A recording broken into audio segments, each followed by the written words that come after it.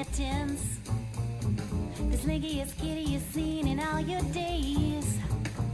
I eat caviar, kibble, wear a diamond for your collar, and if that ain't enough to make you holler, my feline tricks will turn night into day.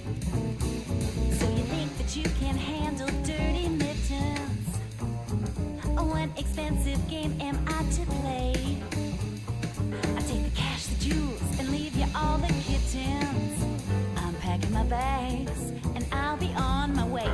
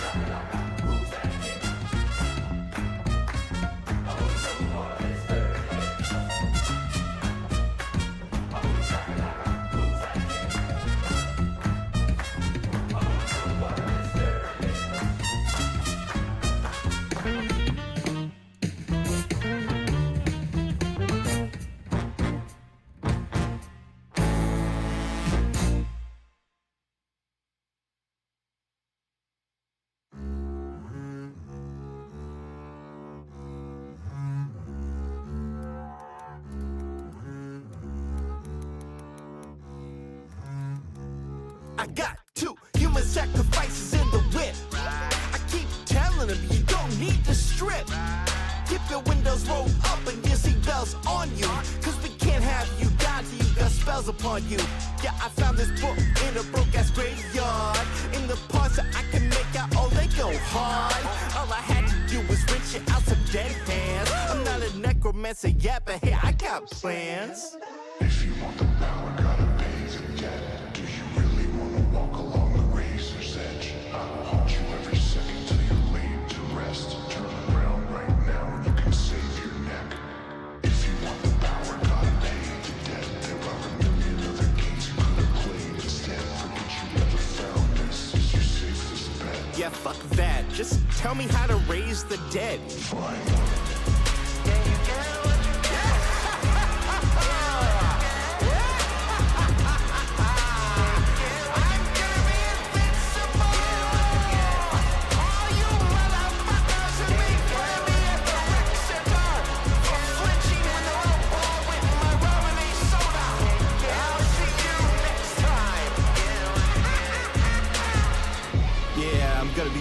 fucking, magic person that you ever heard of.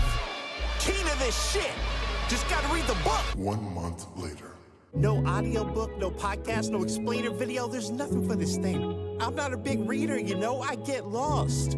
It's like they don't want people to learn black magic. Haven't y'all ever heard of accessibility? There's different types of learners. I don't want to be broke anymore. I don't want to eat ramen. I want to get an army of zombies, tell them all to rob, and then we keep robbing. I want to be the most irresponsible necromancer in the Midwest. All I need to do is just figure out where to put the runes on my chest. I'll admit this ain't my best moment. Doing a spell and I just guessed on it. I'll break the summoning circle cause I get my nervous sweat on it. Got mad demons I prank called. They satanically saw 69 me.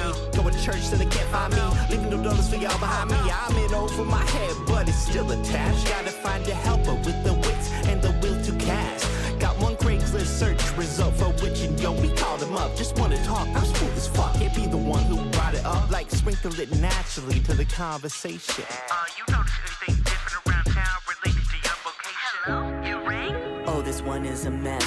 Sees the game in his head, not coming from his chest. He'll lack a strong will, weak intention, heart. Make the heartbeat start. Unwelcome, not up to par, the mortal, immortal, damned and the chosen. All agree on the ones we'd rather have frozen. Your expectation to bring back the strong, quick and wit is about to get rocked. So hard, gonna wish you'd quit. I'll offer up bullshit, get bullshit in return. As every worst personal rises from their urns. Solicitors and tax collectors populate the earth. Cannot walk 10 feet without getting asked if you're insured. Delusions that a zombie crew can do all your bidding. While energy vampires surround where you're sitting. Hold up, that's not all. Glad you called now. Learn about the freakiest you build yourself. Wealthy people with means, tell our marketers in your dreams. What you've done is your undoing. Reality ripped apart at the seams. Nazis with bad breath, no personal space to rot and spoil. Let individuals back and the crusaders out to recoil. You wanna hustle, get hustled in, hustle hell. The hell you get to create a trap with necromancy spell. Wishes worth a magic, keep me inconsiderate at bay. Now that demons in your nightmares are gonna find out where you lay. Fuck with the underworld, try to turn it into profit. We'll hunt you down and make you wish that you were in a coffin. The word witch hunt was created for punks like you. Now even mortals and they always wanna turn you into stew. Life and death was meaning when you got beef in every realm. Dead or alive, eternal forever, keep you overwhelmed. Wait, no, don't hang up, please. Oh, shit. And now, Jinx and Electo, Cry Red.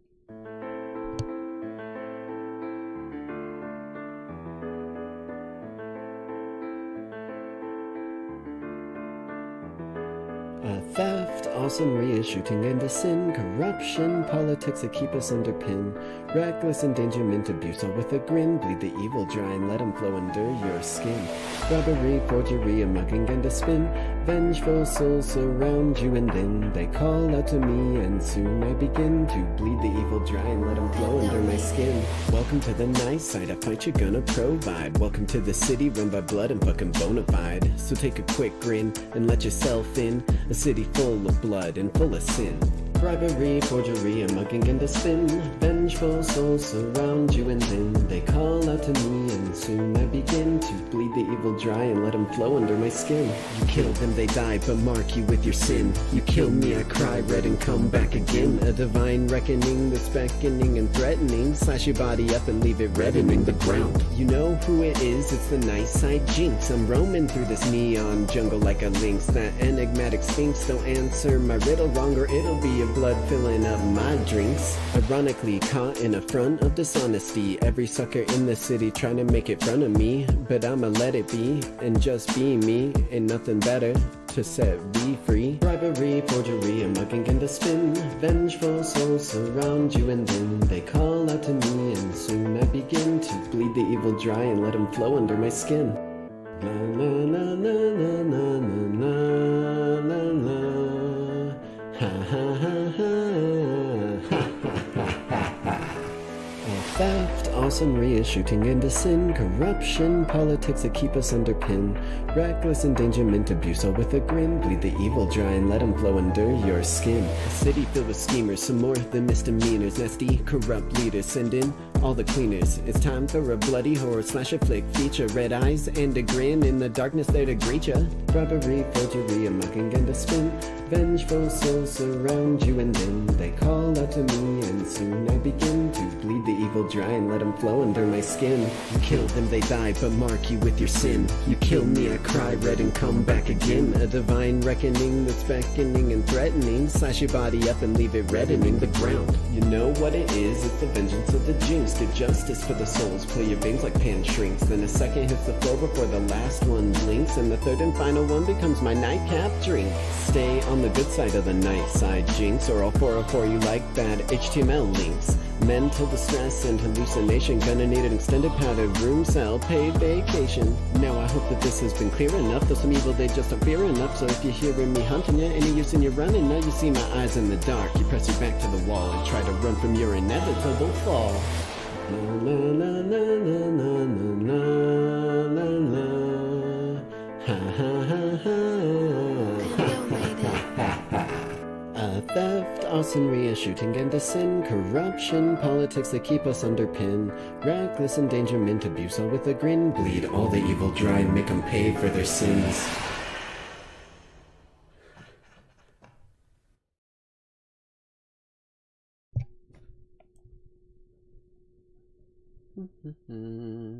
Oh. Malaki. Hello, hello, hello, Lackeys. Hope you're all having a good evening so far. Hope you're staying happy, staying healthy, staying hydrated. You know, the usual shebang, if you will. Hey, listen!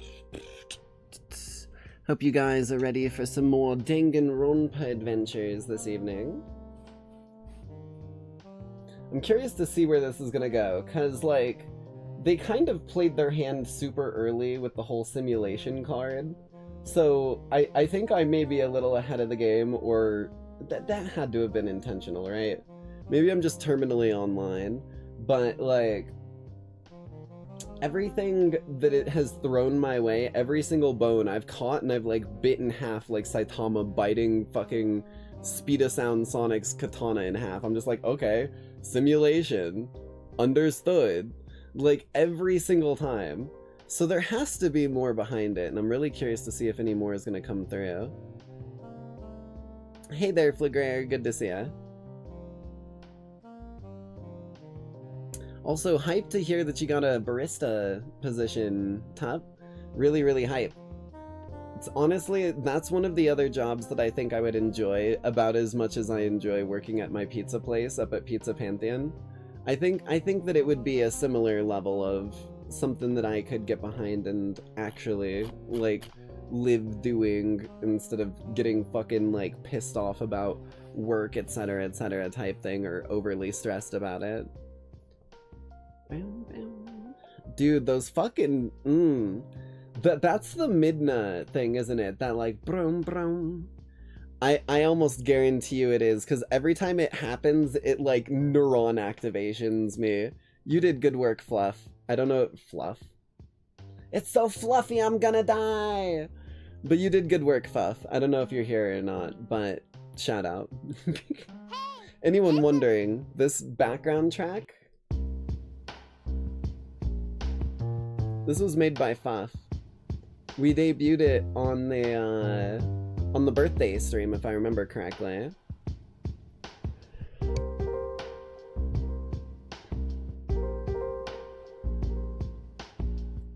Must be nice. I literally can't talk to people that long. My social battery is like the tiny circle one.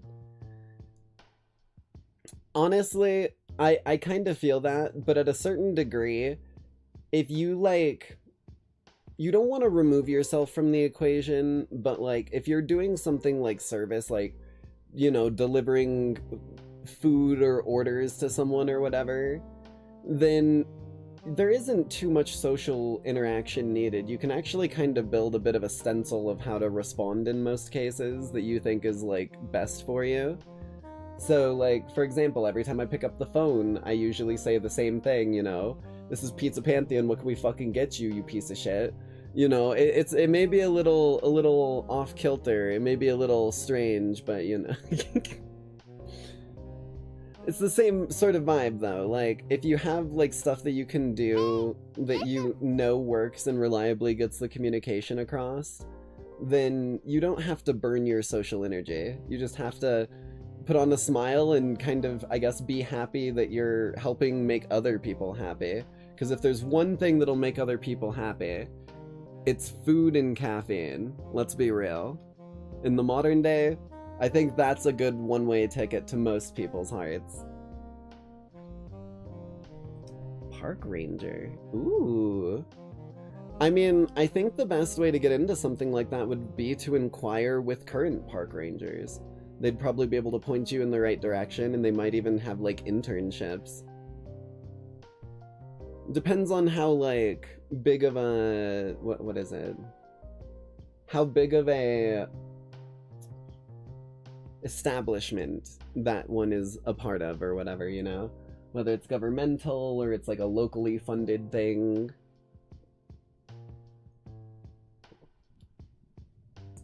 Honestly, Firewatch is a game that I watched like forever ago. I don't really remember any of the context of what happens in the game, and I do want to play it on stream at some point. But that vibe of just like being out in nature and being able to essentially camp for a living and ensure that like you're basically being paid to be a druid. Imagine if you were like a famous cosplayer, like really just into it, and like started building yourself like a druid outfit, and you came out like wearing like druid garb and antlers on your head, but the park ranger vest over top of it, holding like a staff to like stop people from littering, be like, no, do not litter upon this land, or 1,000 curses upon ye in the means of $1 apiece.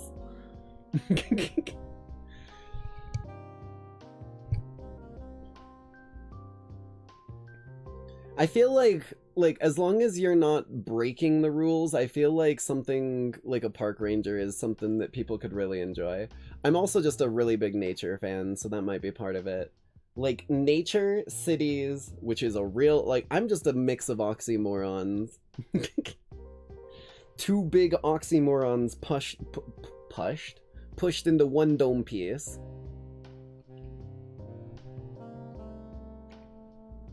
Alrighty, let's slide ourselves over to our tradition, as we do have 2 videos to watch tonight.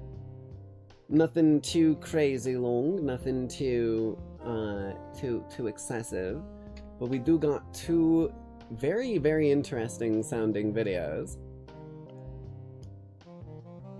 The first one is part of Fae Week, which is a thing that all of the D&D tubers on YouTube are taking part in.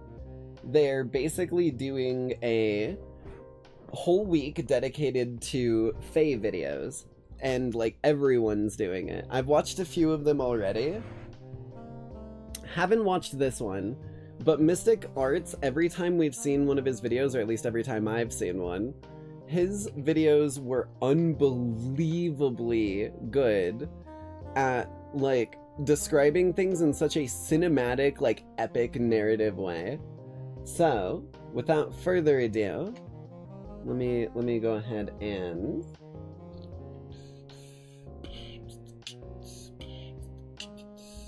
just gonna crank down our background vibes. Will we be watching the Slop Master tonight? Not tonight, although we will be getting a healthy dose of his long estranged cousin who also does drama. Oh my god, why did I freeze? I became a fucking slideshow for a minute there. What I was going to say is, we are getting a slight video from his long estranged brother, who also does drama content from time to time.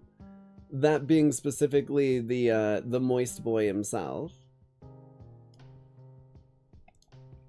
So, that'll be our second video.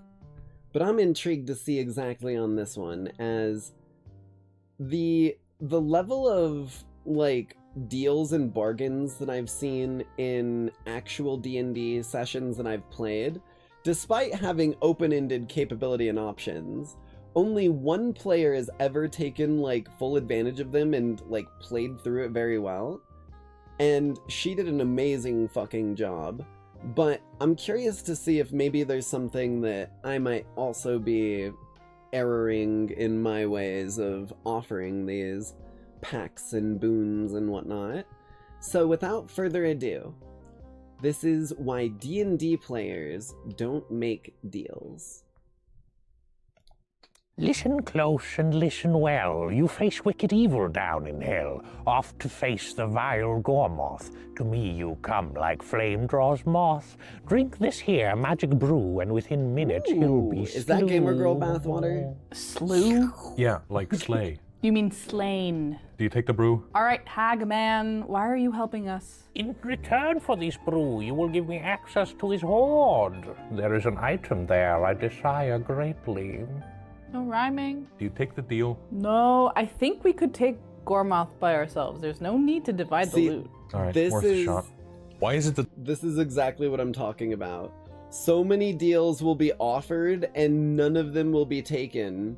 Like they'll just be like, nah, it's not worth it. We'll just do it without it. It's like, motherfucker, you must not comprehend the things at your fingertips here. the players never take the hag's bargain? It's such a fun trope, but I rarely see players engage with it. It's a common complaint from DMs that they'll create these bargains, but the players never bite. Why is that? I think it comes down to player psychology. Welcome to Mystic Arts, where I keep finding new ways to go the extra mile, and this week it's a little bit on the nose. My name is Dade, I'm a professional writer and director, and I've been Those are DMing really for over a good fake decade. news. Descent into Avernus has a section dedicated to what happens when your players go down in combat, and how they could make a deal with the devil. There are countless fantasy stories about characters making bargains. It's kind of a staple of the genre. This video is a part of Monster Week, an annual TTRPG community creator event organized by Ginny D and Pointy Hat. This year, all your favorite creators are talking about the Fae. There's a playlist in the description, so for more on Fae Week, go check it out. So for the purpose of this video, forget what I just talked about and deals with devils for a second, and let's talk about making deals with hags. Because there are countless fantasy stories about Fae bargains. Hell, I think one of the most memorable stories in popular D&D is about a deal with the hag. That was Really? sprinkled with the dust of deliciousness. The dust of That's right. deliciousness. Who could forget the time Holy Jester on Critical shit. Role fooled Such the a hag good with a scene. really tasty cupcake? I mean, I'd be defeated by a really tasty cupcake too. If you haven't watched Mighty 9 in Campaign 2 of Critical Role, I mean, I get it. I think it's 550 hours of content, and the animated show hasn't covered it Yeah, yet, it's a so I'll lot. give a quick It's a overview lot. on the story. If you don't want spoilers, mute until I wave back at you. We learn that Not the Goblin was born as a halfling. I've seen it all, and she so- was made out of a bargain with a hag Ain't to save spoiling her me. family. In return, Yes, hags she are was turned Fae. into a goblin. When the So- Mighty 9 found For a little bit of perspective here, the reason why hags are Fae is because they are Fae who have gained, like, power in the Feywild is not such a simple 1 + 1 = 2, especially in the magical nature of it, in compared to like normal D&D. So that idea of like the hag always being in a swamp or whatever, that's not, like, it probably wasn't a swamp before she showed up. They like have effects on their environments and create like domains where they are more powerful than deities in some cases. Like gods have trouble fucking with them if they're still within their domain because they just can't manage to get in there. It's like a complete mastery of magic to a level that no other really have. this hag, Jester, the party's cleric, sprinkled some dust of deliciousness on a cupcake, which by the DM's own rules gives whoever eats it disadvantage on wisdom ability checks and wisdom saving throws. So Jester cast Modify Memory and changed the hag's memory to make her believe that she agreed to remove the curse. Brilliant. Okay, we're back. No spoilers from here on out. I'll add one thing though for context, but it isn't a spoiler. It's important to acknowledge the fact that in that clip, the character who was saved from a fate bargain didn't actually make the bargain at the table. Sam Riegel, who plays Not, made the Fey bargain in his backstory, and then the bargain was resolved at the table through heroism and wit. And I think that's maybe the most important lesson smart. of this whole video. can do Not it about making like bargains narrative only in your instead backstory, of but about offering resolving power. bargains. But we'll get back to that. If you're anything like me, you've tried to offer your players a deal, and they're not into it. You've set up the situation, introduced the hag with the bargain of a lifetime, and the players say no. A devil comes along and offers the players an automatic victory in the next fight, and they don't want it. A hag offers immortality in return for something cheap, like a firstborn, and the players say hell no.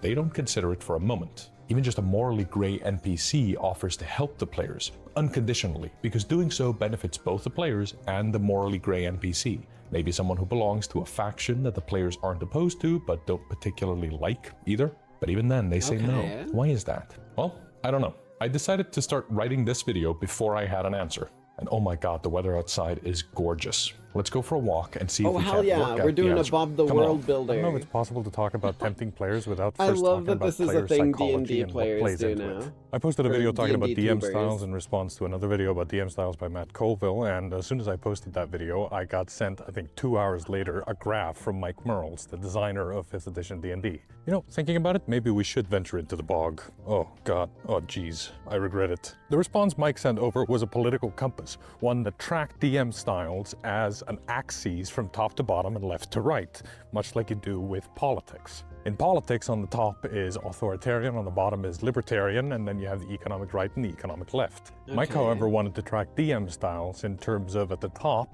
there is transparency, on the bottom, secrecy. On the right-hand side of the table, meanwhile, you've got improvisation, whereas on the other side, you have rules. He sent over this chart, and I said, I don't know, I still feel like I'd have a hard time charting myself on this course. It had these quadrants for different styles of play, what kind of games that Dungeon Master would prefer to run. In the bottom left, with most rules interpretation and the most secrecy, is kind of a classic dungeon crawler style game where you're exploring through secrets and you're doing it in accordance with the rules because you want it all to be fair.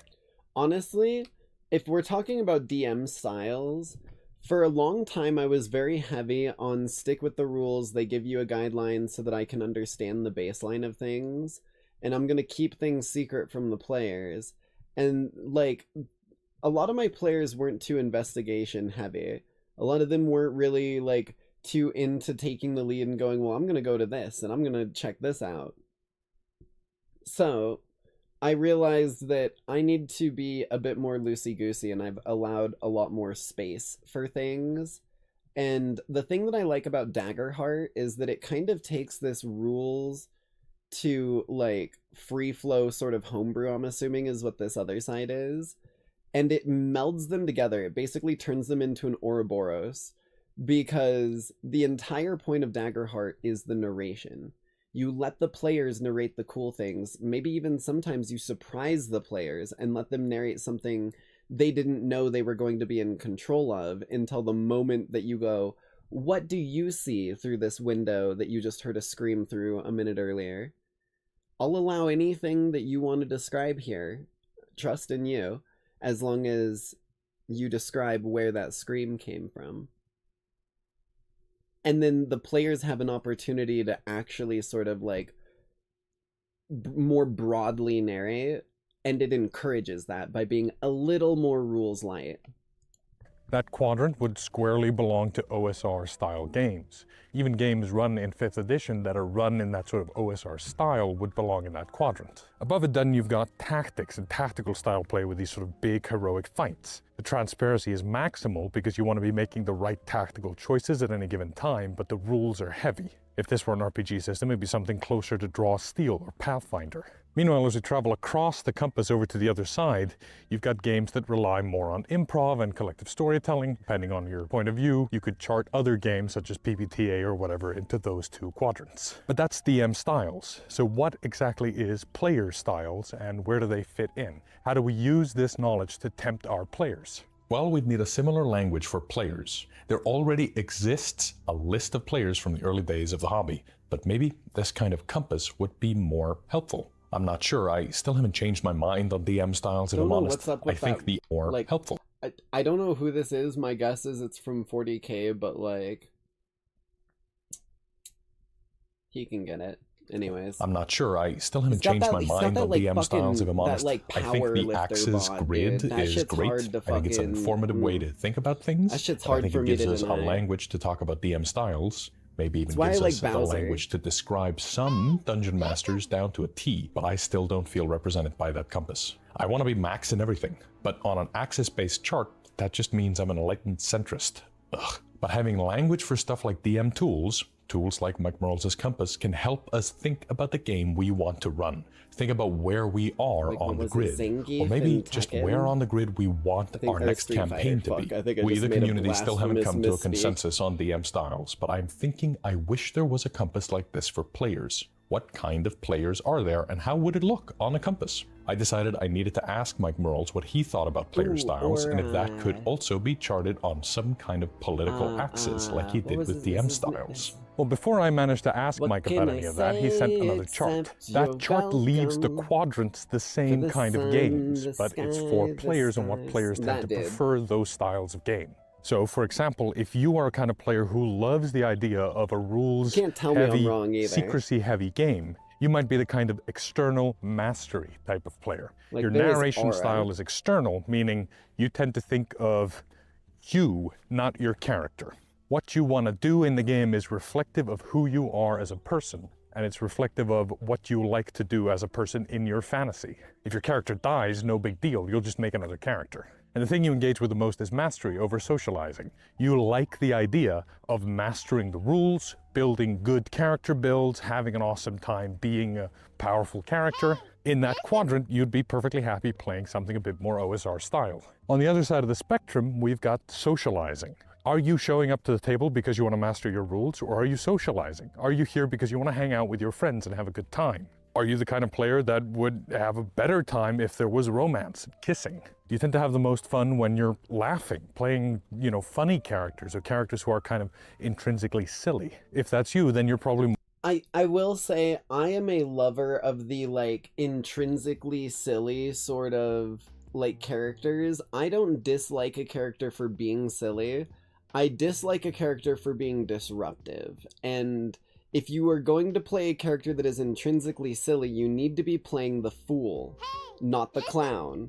Because if you're playing the clown, you're going to get hurt, you're going to get your team hurt, and you're going to make things more difficult. But if you're playing the fool, you consciously are deciding that would be disruptive, that would cause issues if I were to do something like this. So I'm not going to do that. But you know what wouldn't cause issues? If I just reached into one of my teammates back of their pants and pulled out a gun from between their butt cheeks. And that's how I equip my weapon. That's not disruptive. That's goofy, that's silly, that's crazy and wacky. But it doesn't disrupt the flow of the game, if that makes sense.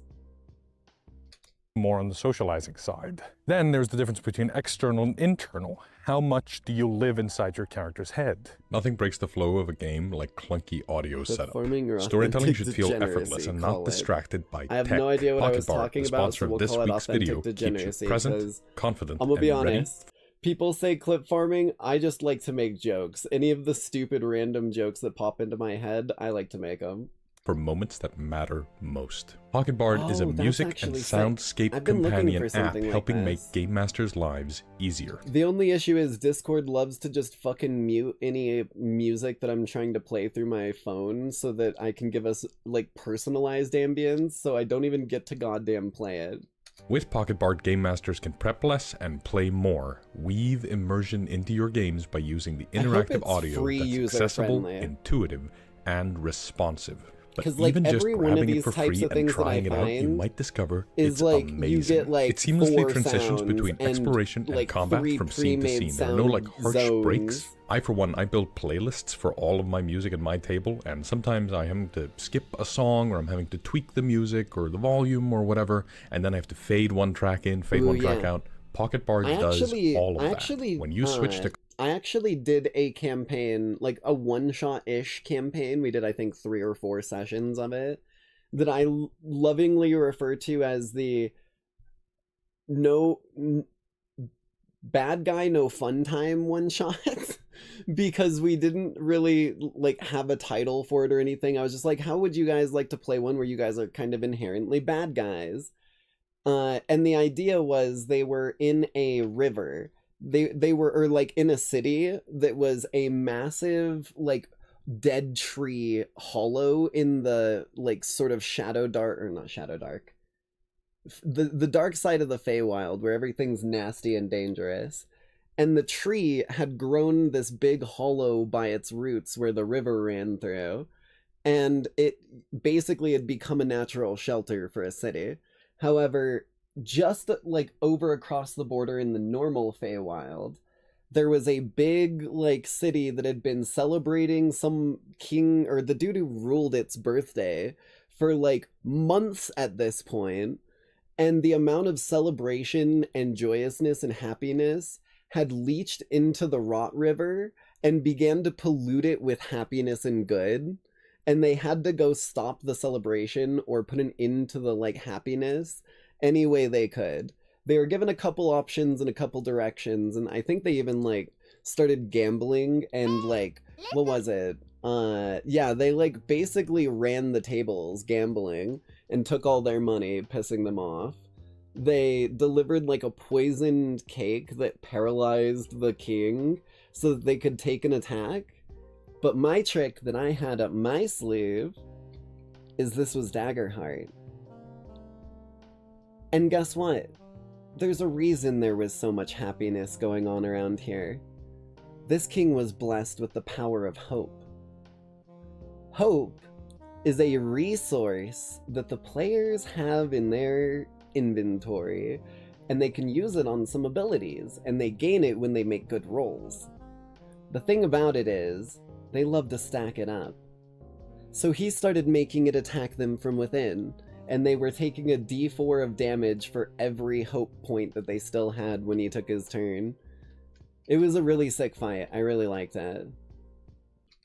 Combat, it layers on a combat track with immediate beats while it plays down the other stuff. That so would be sick. You just click a button, swap to this track, and the app does the rest of the work for you. So go find Pocket Bard on the App Store and make your DMing easier. I kind of like this compass idea, but again, I'm not sold. We might need both DM styles and player styles to have a third axis for investment. At the bottom of the tier is not engaged, and at the top is very engaged, with again the vast majority of players somewhere around the center point. Honestly, we need that for regular political compasses. Words like external versus internal are also a little confusing, because at first I assumed it meant first person or third person, which isn't a terribly useful metric, more of a symptom of what could be interpreted as player style sometimes. Merles explained to me that he meant internal for focused on the personal experience of a character, whereas external was focused on the collective experience of the setting, world, or genre.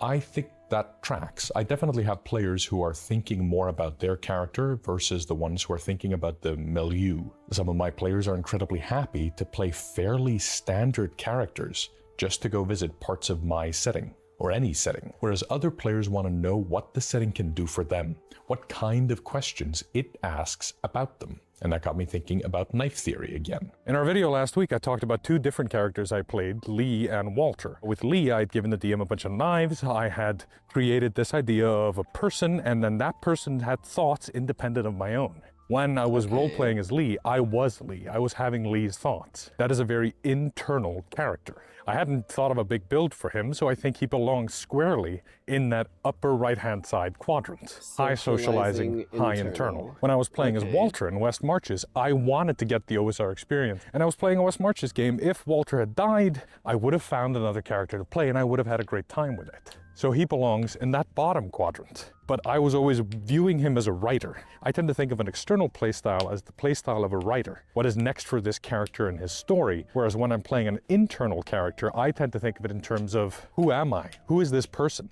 What do they want? How do they feel? I don't know. Like but I get into that headspace where I would find out. You know, it was winter 2 weeks ago, and now the sun is out, and the first day of summer is, I think, next week. Fantastic day to be in Iceland. Really, really beautiful. We just have 2 seasons in this country, winter and summer, and that seems ridiculous every year. And then around the first day of summer. I love how Iceland is green and Greenland is ice. That's like one of the funniest fucking like switch ups that I've ever heard of in history. I am reminded why we only have 2 seasons. Here's an industrial marina, and then right behind me is All of our games are Damn, played the West walk Marches started to style. distract me. Let's get back on track. I tend Player to play psychology. very, like, We're talking about when I do D&D, I encourage people to be completely outside the box and do whatever they want to because I love improving new things. And in many cases, I can even go, okay, well, I may have had this planned, but it would be cooler if, like, the players who have just run into this thing had this thing tie into the main quest instead of whatever other event I had in mind. Granted, you can't do that every time, because then it seems like the players just stumble into what they need every time. Sometimes you gotta leave them with dead ends and let them decide where to backtrack and what direction to take next. Your players. So let's take this to the history corner. What's important to remember about all these terms, the political compass I just showed you, is that they are built on terms that have been with us since the dawn of the hobby. The list of contributors to all of this language that now exists is endless. Thornton, Pulsiver, Blackow, it just goes on. Playing at the World has an excellent article on summarizing the history of this lingo. As early as 1971, Stephen Thornton wrote, there are at least 3 types of wargamers. Fun wargamers who play just for enjoyment and like non-complex, unambiguous rules that are quick to use, perhaps not totally realistic, but fun. Second are simulators who try to reenact battle conditions to the nth degree, but enjoy the game and the playing. Thirdly, there are the competitors, the odd ones out. They only play to win, invariably wrangling over the rules and using complex rules to cover the fact that they will attempt to cheat in order to win. That's a hot take from 1971. We have always been talking about player types. Even the idea of charting them on a political compass isn't new. Like Look at this compass that appears in the elusive shift. The now popularized list of players comes from Robin Laws, and it has since appeared in the Matt Colville video and all across the hobby. I think it's sort of the definitive list. It was even added to various Dungeon Master guides throughout the ages from 3rd edition onwards. Though oddly, the 2024 DMG doesn't credit Robin Laws for 3rd edition. Lackeys, what D&D, what role-playing class are you? Min-maxer. Butt kicker. It reminds me of the, what type of friend are you? Truck freak. Crazy ass. With the fucking, like, death claw in the background. Fun fact, by the way, the meme of that, it looked like it said, like, APIR. I asked one of my friends who, like, knows a little bit of Russian. Apparently, it literally is, friend in Russian.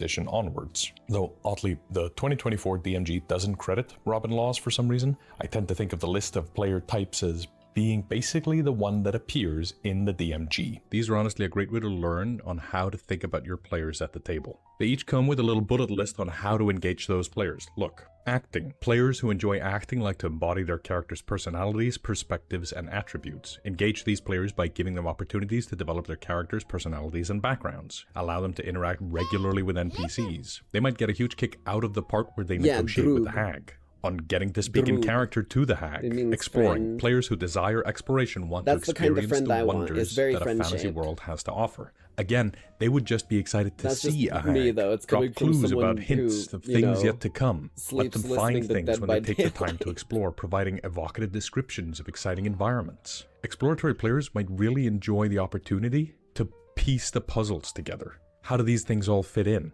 If we go engage with a That's one hag, of the what next? funniest What happens things to here? me, Yada 'cause, yada. like, Fighting. They want to fight the hag. That makes sense to me. At some point, if you're fucking making a Dead bargain by with a hag, I Daylight think you should fight the YouTubers are hag. I so think that just makes perfect goddamn sense. relaxing. Instigating. Players who like to instigate But the action are footage eager is to like make the things happen, opposite of even what if you that would means expect. taking perilous risks. Players want to have I agency. love An watching instigator, Hens. above all, His videos are wants to be able to amazing. drive Same the with plot to a Pots. point they like. Optimizing, classic, people want to make their character builds, they want to get the cool magic items, they might really enjoy getting the potion that makes them better at fighting Gormoth. Problem solving, again we have this sort of puzzle thing, they might scrutinize NPC motivations, question, why should we make a deal with the hag? What's the hag getting out of this? They want to interrogate them. During the part where they're negotiating about a deal, a problem solving player would try and find out what all the different parts of the deal are. think those things through, and let those players be able to renegotiate the terms. Let them be able to change the conditions of the deal. Socializing. Many groups include players who come to the game primarily because they enjoy the social event and they want to spend time with their friends, not because they're especially invested in any part of the actual game. Don't try to force these players to be more involved. Maybe you drop a deal with a hag on the table, and there's a player or 2 or 3 or however many, they just are going to wait and see what happens. These are sort of audience members, and there's nothing wrong with that. If they're having fun, no big deal. Eventually, maybe they'll come out of their shell, or maybe not. Maybe they're just having a good time. Storytelling. Players who love storytelling want to contribute to a narrative. They like it when their characters are heavily involved in an unfolding story, and they enjoy encounters that are tied to and expand an overarching plot. These are probably your in with the players. These are the ones who might want to go take, a shot to the knee in order to get some kind of benefit. They might want to hurt themselves in order to gain something because that's a good story. This is the group that you probably have an easiest time with. And when you're looking at a list of players like this, socializers, problem solvers, optimizers, instigators, fighters, explorers, and actors, these are all things that they like, which means that you can use them to tempt them with the things they like. Hey, this hag, this is a storyline. If you make a deal with her, she'll come back. She'll continue to make deals with you. She'll return frequently. Explorers and problem solvers might get more of a kick out of just the puzzle element. Is this deal worth it? Can we change this one condition? All of those things are perfectly valid ways to play, and when you start to notice types like this, you start to notice them everywhere, and you start to be able to use them to make sure that your players are having fun at your table. So we've got these labels. How are we going to use them to make sure that our players are ready to get tempted by someone like a hag? Doesn't have to be a hag. Could be a fiend. Could be an NPC that just wants something that the players probably don't want to give up. You can use the same idea no matter what. From fucking Terminator with well, I think these kind of labels, both the compass that Mike Merle sent over, but also just the idea of the categories of what kind of players there are. The min-maxer, the butt kicker, the mad scientist. I think if you play into those types, that's how you tempt them. Ooh, ducks. And there are loads of ways to think about it, and you probably just need to figure out how to get to that player. There's no one guaranteed way to make sure it works. I have a few tips, but that is basically it. You have to make sure that whatever you're doing is the kind of thing that that player would likely engage with. So say, for example, that you have a power gamer. They maybe live in that lower quadrant of the player's scale. Well, reward that part of the game. A bargain by its nature is something good and something bad. So if you make the good live in the quadrant that they like living in, they're more likely to accept it.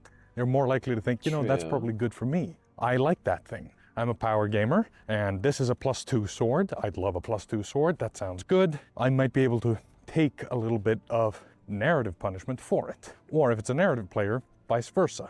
You can get this story beat, but there might be a mechanical trade-off. But the more I thought about that, the more I was like, I don't know if that's fun. I kind of want those two things to exist in the same area. Either the bargain has a mechanical boon and a mechanical drawback, or it has a narrative boon with a narrative drawback. At which point I think what's most important is that A, the players feel desperate. If they're not desperate, they're never going to take the deal. And B, they have to know what the deal is. If you have a hag tell them, I will give you this reward, but in return, I want an item. Well, the players instinctively go, what's the item? An item surely has mechanical benefits. If it's a magical item, we can identify it. Maybe we find it, we identify it, we see what it is before we decide whether or not to give it to the hag. I think that's fine. From the player's point of view, if they're getting into a bargain, they're gonna want to be able to play with the bargain. They don't want to write it in stone. Yeah, they want to pull as many strings as the hag does. I think you should just be prepared as the DM to meet their shenanigans with your own shenanigans.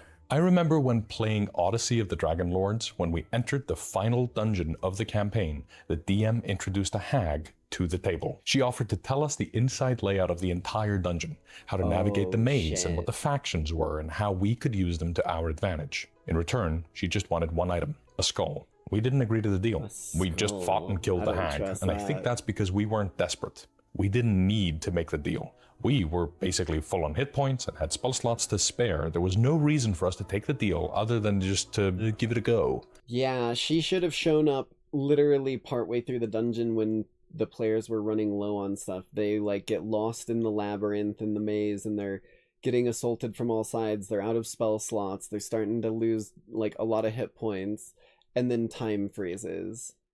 and walking out from among the hordes of frozen monsters comes a long, crooked figure.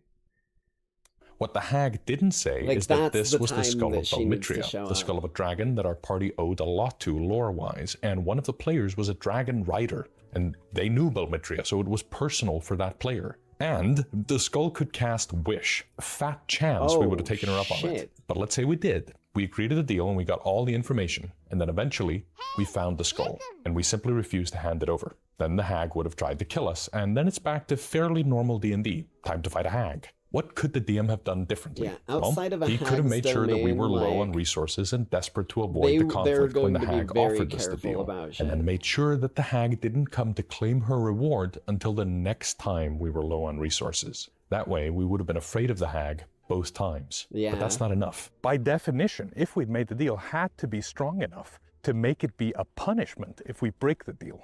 Because when you make a bargain with your players, they're going to break it. And that's not a problem. That is kind of the game that you're promising. I don't think anybody's fantasy world includes them getting absolutely screwed over by a deal they made with the devil. They want to make the deal with the devil and then win, which I guess means that you need good stat blocks. Because if the hag inevitably is going to get screwed over by the players, the hag is going to want to attack them. Like, and hey, another good way to do it would be, like, when it seemed like time froze, it was actually her, like, pulling that small area into her domain. Like, hags are very, very, very hesitant to do anything outside their domain. But inside their domain, reality bends to their whim.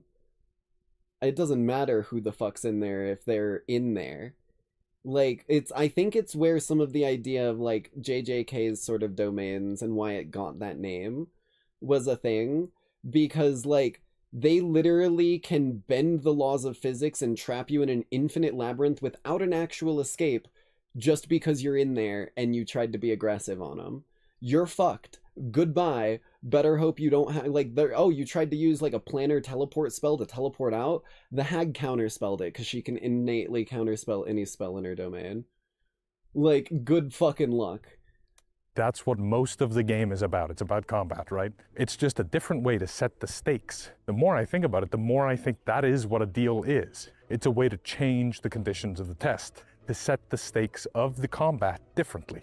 If we'd been desperate with that hag, and if we'd known that a wish was on the table, and the deal we thought was still good enough that we'd take it, and then we try to weasel out of it, that better have been one scary hag, one that could have challenged the whole party, and one that would have only chosen to challenge the whole party once we were low on resources, once we were scared, once we were in a desperate spot. Because then when the hag shows up and says, hey, it's time to pay up, we might have paid up to avoid the deal. Which I guess means a deal doesn't have one phase. A deal has two phases. Ooh. Both phases come with their own challenges. The offer Phase and 1, the offer.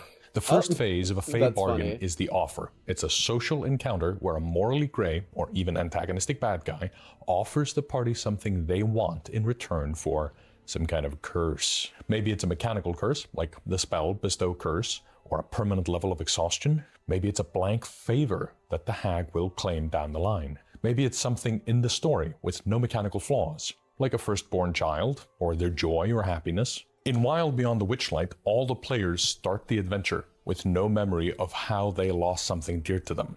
But they learn over the course of this adventure that it was taken by hags in the Feywild. It could be their smile, their heart, their bravery, their reflection, their brother, whatever. I personally like the get something now, get a favor later variant because I like being able to kick the can down the road. I often don't know what the deal is just yet, but I'd love time to figure it out. Here's the secret with the offer. You want to make it as easy to agree as possible. This is also true in business, because you know the other shoe won't drop until phase 2. So just make the deal easy to accept, as easy as you can make it. In my industrialized Flintlock fantasy game, I had a wealthy billionaire offer the party a check of 100 million imperial banknotes in return for seemingly nothing. They don't know what strings are attached. The billionaire said there were none, but they haven't cast a check because they're afraid of whatever reckoning that may bring. But now they're carrying this check around, having not made a decision themselves. Maybe that middle stage will have its own consequences. I don't know, I just like introducing Tetris pieces that either fall into place or I put them aside for phase 2, the reckoning. The second phase is where the deal kicks in. You could do phase 1 and 2 at the same time, but in my experience, that leads to players just refusing the deal outright. There is something potent about being punished immediately that humans understand deep in our monkey brains. We only have to touch the hot stove once, but taking on a win now, even though we know it's gonna suck later, that's something us monkeys never learned. We procrastinate, develop addictions, and generally punish ourselves in slow ways all the time. Do that to your players. Reward now. I promise, all the suck happens later, maybe even when the campaign finishes. Phase 2 is whenever the hag claims their part of the bargain. Okay, I helped you, now give me what I am owed. This part works best when it's kind of a threat. I mentioned this earlier, but the thing is the players will probably say no. They'll want to test their luck, fight the hag, weasel out of the deal. Let them. Nobody's playing a fantasy game where they lose repeatedly. They want to make a deal, reap the benefits, and then win. And if you're already typing up a comment about how players will never learn doing that, I gotta say, you're not their teacher or their mommy. You're there to run a fun fantasy game. Let them try to weasel out of their... Like, the creature or whatever that did the deal isn't gonna let them weasel out easily. It's gonna try and stop them. But even it is bound by the deal just as much as the players are. That's the trick.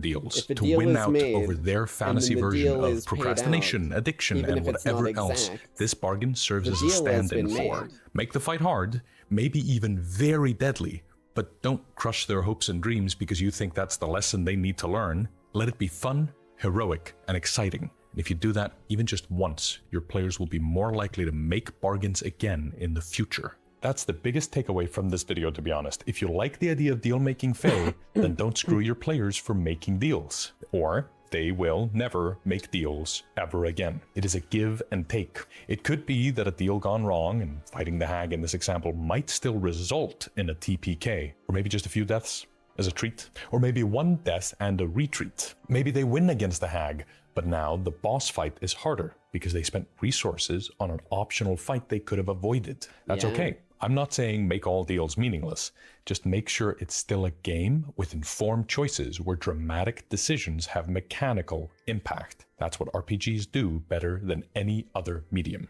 This is a lot easier to do in D&D with devils because there's a bunch of high-level archdevils, but what if there was a bunch of different cool arch-fae? For the last few months, I've been making a bunch of fae creatures, specifically goblinoids, goblins, bugbears, and hobgoblins. I compiled them all into one PDF to stick on my Patreon, which is linked in the description. And in the bottom of that post, in the back of the PDF, I decided to stick a bunch of CR20 plus arch-fae, like Fenris the Wolf Titan, Hog the One-Eyed Goblin, the Winter Prince, and perfect for this week's video, really Baba Yaga, the mother of all hags. If you want to make sure that your players think twice before screwing over a hag... Hold on, I gotta look at this for a moment.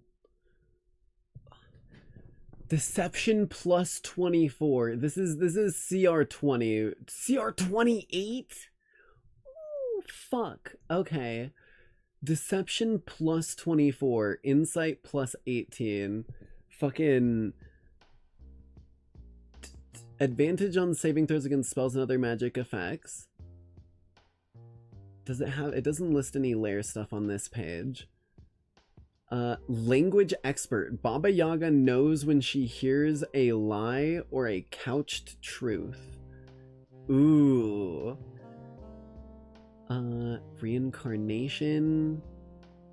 Legendary actions. Fresh elixir. Spell with... Okay. And then mythic actions. Used for 1 hour after the mythic trait has been activated. Hither and Yon. Baba Yaga uses Hag Step and makes 2 Witch Claw attacks. And Stolen Breath. 1 round, or 1A round, Constitution saving throw DC 25. Each creature of Baba Yaga's choice in a 60-foot emanation? Wait. So, like, every creature within 60 feet of Baba Yaga. On fail, the target begins suffocating until the end of Baba Yaga's next turn. What the fuck? Oh, that's craziness. At will, alter self, bestow curse, detect magic, detect thoughts, dream, speak with dead, transport via plans. Damn, dude. Yeah, Baba Yaga is one of my favorite, like, mythological creatures. I have a couple commander decks that use Baba Lysaga from MTG. Hey, listen. Hey there, Abigail. Welcome in. Hope you're having a good one so far. Make the hag be really, really scary. Just use Baba Yaga. She's the mother of all hags. Hags or devils, it doesn't matter. Both phases need to find the players down in the dumps. Happy people don't make fey bargains. Remember the cupcake example from earlier? Not the Brave was not in a happy place when she made that bargain. Bargains start with desperation. Someone How do you beat promises that to in its solve realm? your You problems. don't. So Why go do chase you your think players up a tree gods have and then trouble give them the dealing hope with them they'll in be their own able to realm? get themselves out later. Because more than anything, players want to win. Like, they That have is kind of basically the secret established of making themselves deals as with hags. a like, One final power consideration that for you. needs I to think be you should make sure reckoned. that this is something your players want. There are many times where you're trying to do something because you think it's going to be cool and your players just aren't into it. If you think it's really cool to give the players opportunities to make deals that hurt them in the end, your players might not like that. They might love it. I, for one, am the kind of player Have a that good one, Abigail. loves to have my Thanks for character stopping lose by an for arm or a I leg guess or a short something in couple the dungeon. moments. But that's not for everybody. A lot of ink gets spilled on whether or not this is the kind of thing you talk to your players about. And yeah, I think that's a part of it. I think if you're running Descent into Avernus, I think it behooves you to make sure that your players like the idea of spending all of their time in hell and everything that comes with that, including deal-making devils. Same with the Feywild and dealing with hags. But also, if you try it and they're not into it, maybe there's nothing else you can really do about that. Maybe that's just how it is. Just make sure to ask yourself these questions. 1. Victory. Are the players able to win? What does it look like if they weasel out of the deal? Do you have a stat block ready? 2. Playstyle. Are you making an appeal to the player's favorite playstyle? Use the compass or the list of player types to find out how to lean into their playstyle and make a deal that appeals to them. 3. Desperation. Is the deal meeting the players while they're desperate enough to take something that promises to punish them in the future for a reward now? 4. Appeal. Is this the kind of fantasy your group would engage with? Do you have players who like the idea of playing with morality, bargains, hags, and fairy logic? If you got a good answer on all 4, I think you'll be able to trick your players into making a deal, as long as you're ready to get tricked in return when they try to turn it around in phase 2. As the GM, it's your job to lose gracefully. Start small, maybe with a little less meaningful deals, and then scale up as the players level up, and eventually you'll be making these deals up on the spot and tempt your players into the craziest bargains made by the most insane hags. That sounds like a great time to me. And that's where we'll pick it up next time. This channel is run by me and my girlfriend. Take all these books. Oh, okay. This video is sponsored by Pocket Bard, link in description. And if you feel That was sick. That was really, really sick. Getting the download deets on how to make some deals work. I've got some ideas floating around in my noggin. Let me go ahead and get us on to our next and final video for the evening. Good old moist critical to lubricate things up, get us nice and moist before we get diving deep into the goddamn Danganronpa. You clearly haven't seen. The government tried hiding this from us. You clearly haven't seen the 30 clearest teleportations caught on camera. We already have the technology. Actually, I haven't. How clear were these teleporting I swear to God, bro. 30 If this is just a clearest bunch human of like edited teleportations ever videos, caught on camera. Oh, this is new too. This is probably like reliable. probably reliable. Didn't we just get past the point of everyone making a bunch of AI videos? He didn't even teleport. Yeah, his hands He didn't go glue. anywhere. How's that a teleportation? He got glue on his hands. He got glue on his hands and they can't stop shining. These are a lot less clear Different than kind the of glue. title It's led not me the to sticky believe. glue. What are we looking Oh, at? I saw that time. I didn't. What? Oh, is it the dude in the background? Oh, I saw that time. I must have missed it.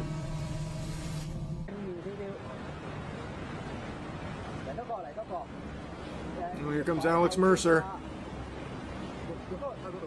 Ah! Was noticed. He bolted forward, and in an instant, vanished completely, leaving behind stunned witnesses and footage that looked like real teleportation. This just looks like footage of like unused footage from when they had Spider-Man fucking No Way Home or whatever, where like they had the electric dude and he all had the hoodie up to try and hide himself. You call this clear? Does this look clear to you, brother?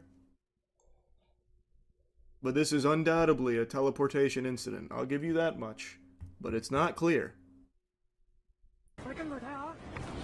Bro is fucking, he's like jumping, he's skipping frames. He's got whatever the hell they have in JJK that lets him move 24 times a second. He just started fucking frame skipping. Oh. Leaked footage I did see that. Secret He's gone. Operation shows a tense wow. in a crowded bookstore. Where is he? Wait, is this the same Just dude? as agents closed in, the target suddenly teleported right out of sight, disappearing into thin air and leaving everyone stunned. Whoa, bro. Hold on, Right what out were of they sight, holding? Disappearing into thin air Whatever they're holding drops to the ground, too. and leaving everyone stunned. What the fuck? The fucking damn! Wow, I don't think he got my teleported. teleporter Based goes on that sound effect, I think he got zapped. vaporized. He got There's fucking probably a pile of atomized. ashes with smoke coming off it on the floor there. Holy! All right, now this is pretty clear. This one's only like negative 160p, so I can see things here. I see shapes. It's like me without my glasses. Nowhere, then calmly continued his walk as if it were the most ordinary thing. But how does someone just materialize in plain sight without warning? Mandela catalog. That's a good question. How did he do that? He's jumping it was universes. Pretty clear. Without warning.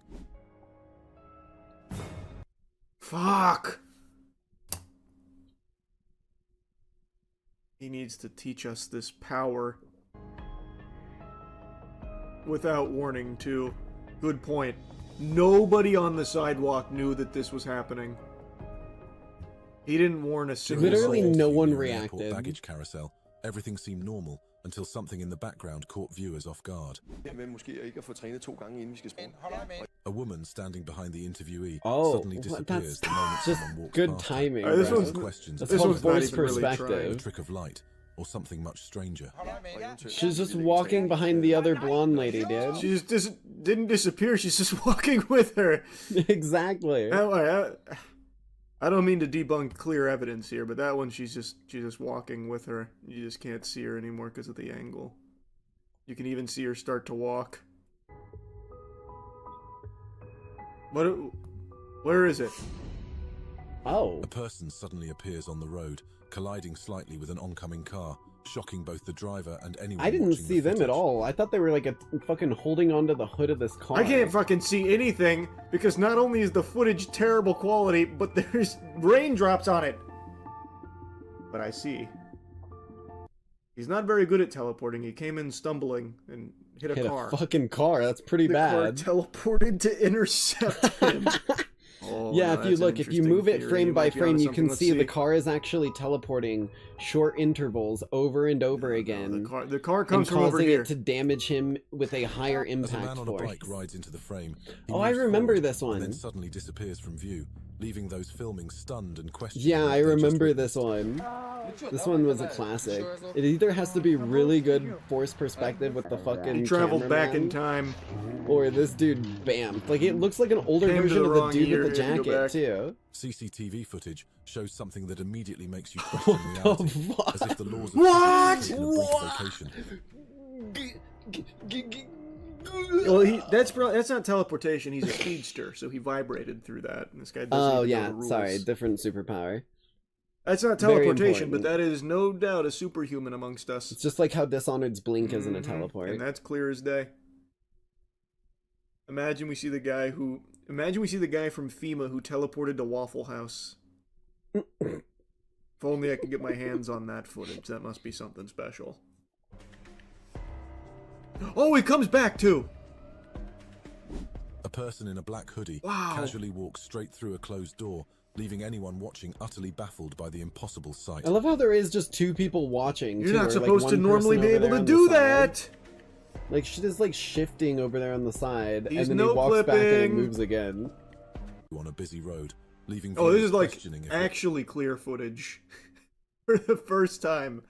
Oh, This shit, one might what? even be The 720p. jinx This is effect. pretty what good. seeing is real. I guess it really is the Mandela catalog effect. Man, people keep teleporting in front of cars. Mandela A cattle man prod suddenly effect. appears Their in the coordinates middle are of the way road, off. narrowly avoiding a moving car.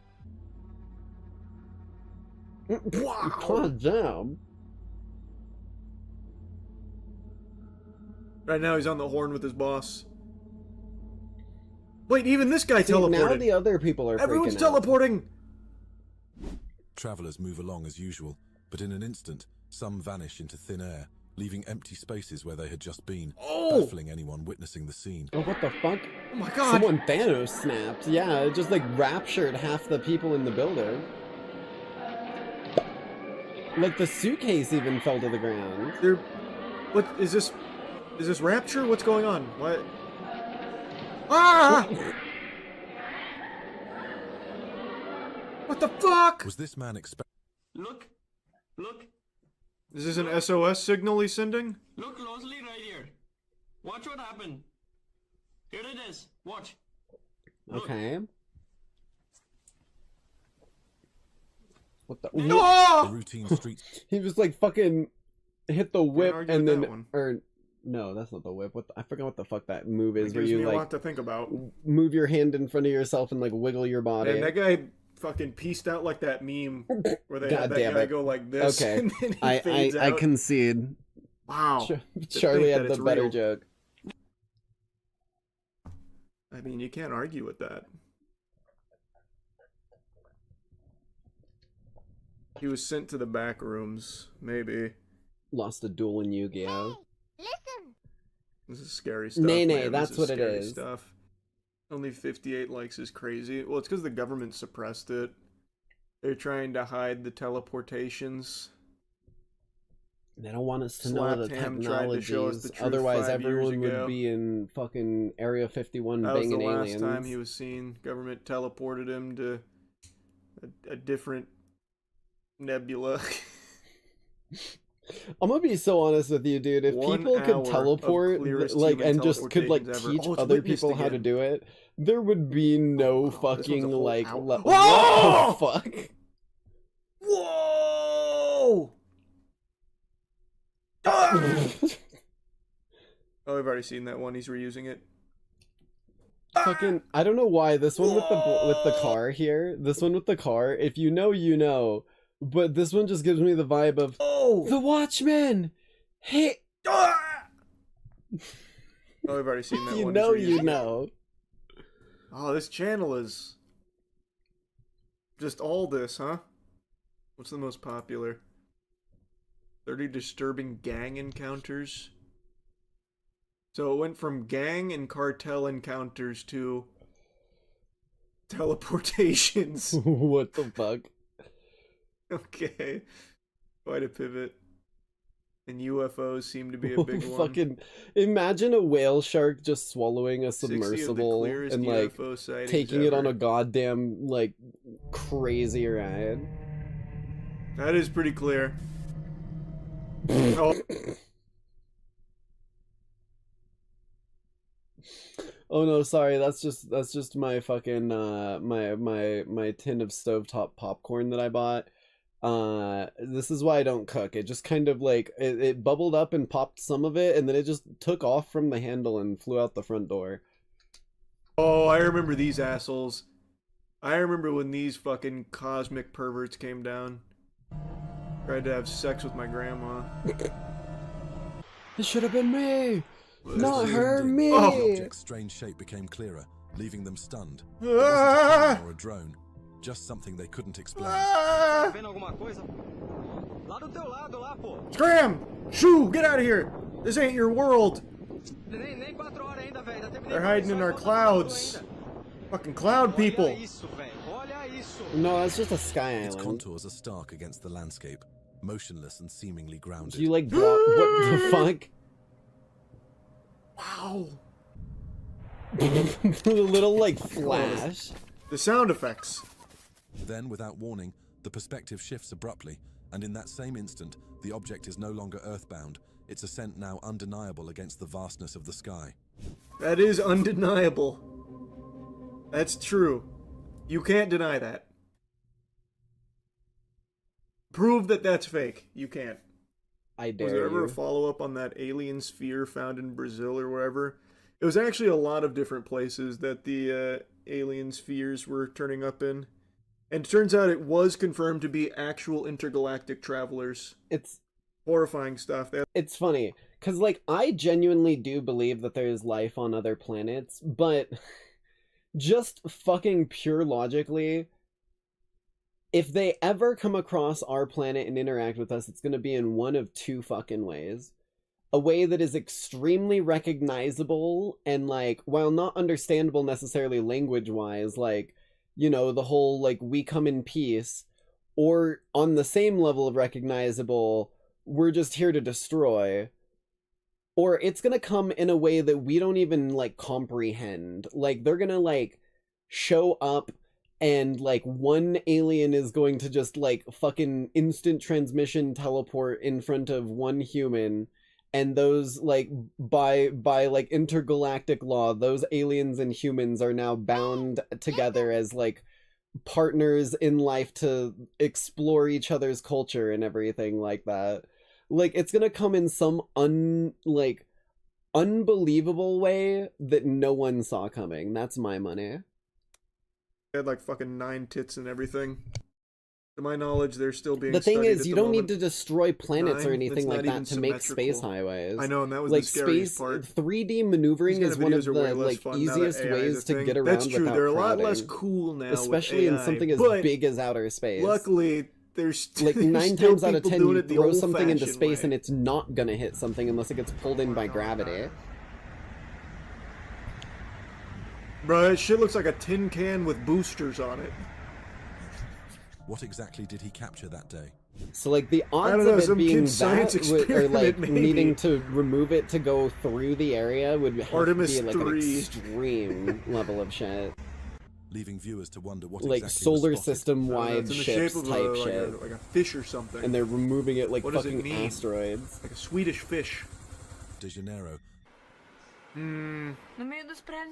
That's just a Yeah, plane. the aliens in their lowrider again. That's a fucking This footage plane. reveals something in the sky that appears to resemble. What else? Do they have any gnome footage on this channel? Gnome. Oh my god, dude, I love gnomes. I haven't seen any good gnome videos in a while. Please, gnomes some caught on cryptids. camera. 60 creepiest wildlife and cryptid encounters even skeptics can't deny.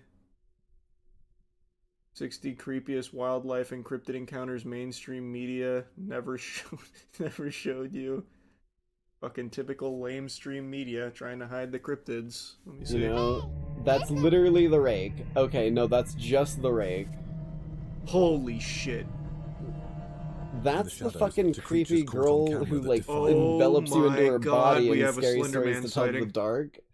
Like, these He are was all dormant for so actual long, but he's fucking back. creatures Oh, that are no. in stories and shit. No! I thought we were rid of this menace. The 5G radiation has summoned him once again from his slumber. No!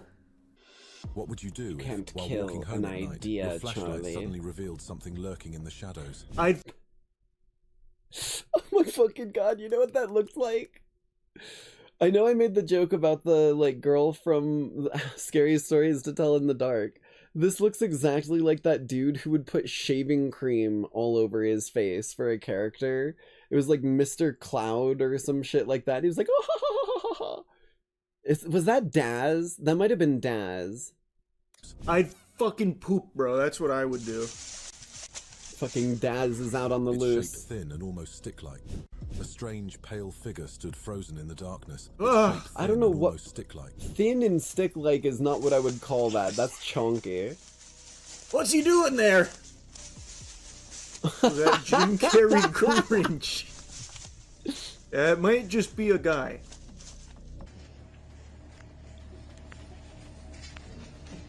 This guy Looks like a does look fucking stupid. Last of Us zombie. Earthworm Jim coming home after a hard night of heavy drinking. Looks like he has like tendrils coming out of his Was it a mouth. ghost, a folkloric creature? Why do you or keep saying, something is it a unknown? ghost? It's clearly What do not you a think? ghost. Imagine fishing This guy only know peacefully one by the thing? shore, only to feel something moving in the water beneath you. Oh, what the fuck? It moved too fast to catch a clear look, but it wasn't human. Why do you think that? That very well could have been a human. That looked like just a guy.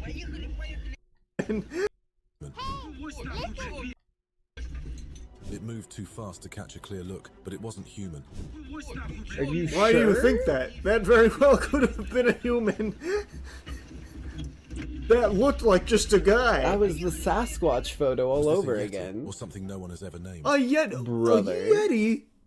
Brother, this is That'd not be the scene shortest for a Yeti of all Yeti. Or time. something no Hey one there, has Angel. Good to see ya.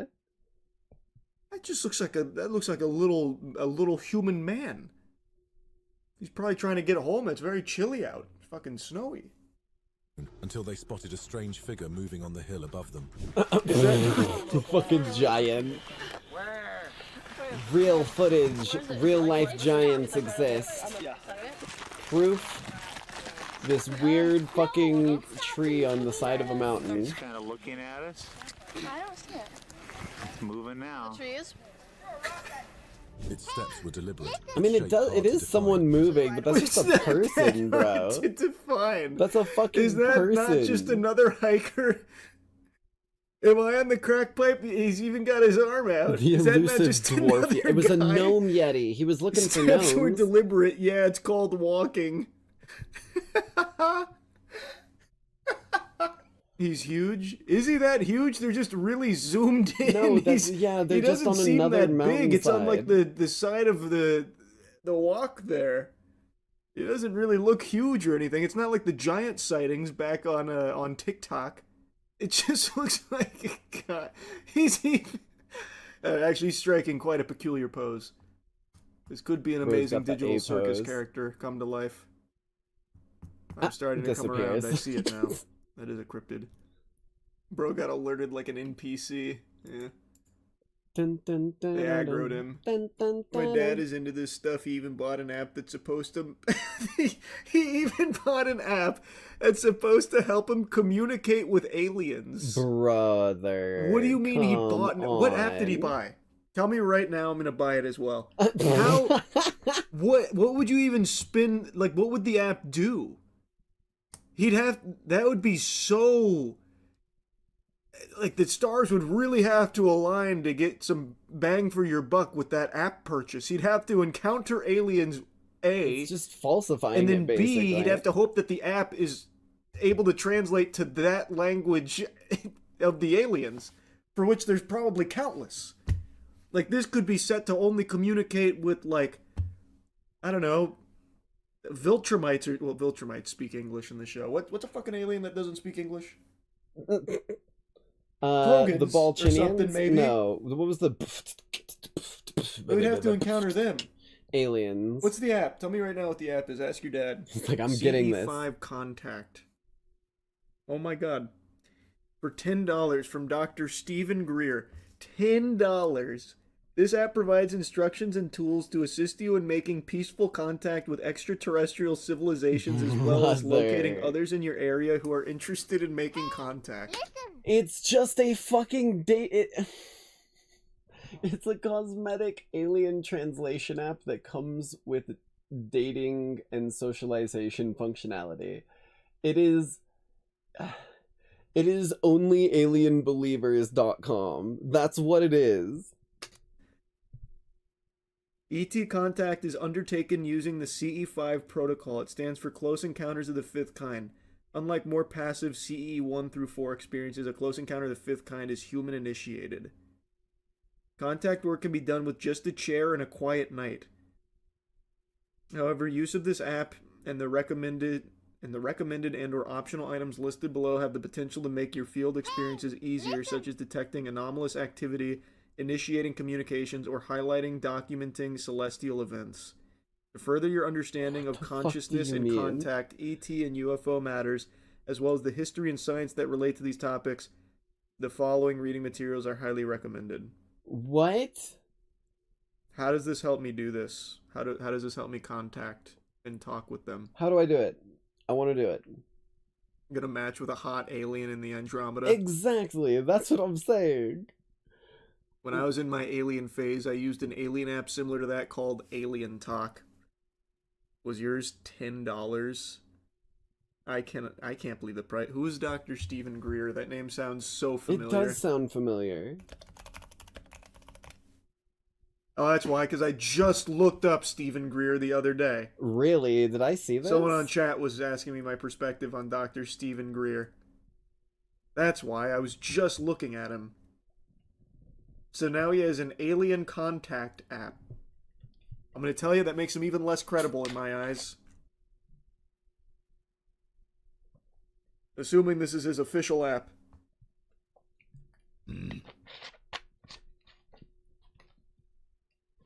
The most recent reviews are from fucking 4 years ago. Well, actually, here's a 2-year review. A year from 2 years ago. A review from 2 years ago. It says, 1 star. Please read, do not purchase. This is a scam. You pay for the app just to get a bunch of stuff you hear in the documentary that's available on Unify. The app does not work either. It'll state that a verification email has been sent to the email. It never yeah, it gets costs $10 to buy this app. The email is necessary to log into the account and use to meet up on the portion of the app to try and form a group. Every purchase just buys the guy a beer. That's what it sounds like.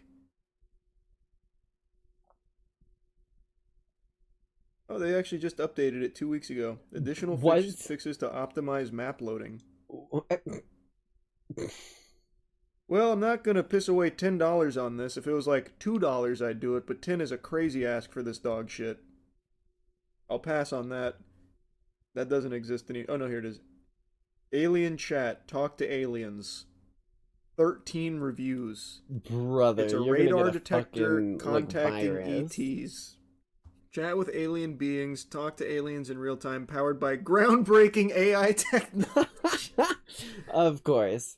ChatGPT, So they're not pretend even you're an real alien. aliens. They're not even fucking matching me with aliens. Cleverbot. Oh my god, it's a you're- fucking you're scam. an I can't alien even start without with- paying for a $13 a month trial, or a $13 a month subscription. What the fuck? This is so fucking silly. I'll never get to chat with aliens. Here's a review. It's 1 star. The aliens just say a few words and then that's it. They're all pre-established words. It's not like an AI chat where it'll come up with new things and it doesn't always answer the Wait, questions. what? The only cool thing this app does is allow you to turn on the flashlight by asking the alien to do it. Oh my god, it's... Hey, can you turn on the flashlight in my phone to prove you're an alien? Gasp! So pathetic. Crazy. Definitely You're don't pay for the losing- subscription because I was using the I'm 3-day free losing trial brain and that was cells. like all the chat did.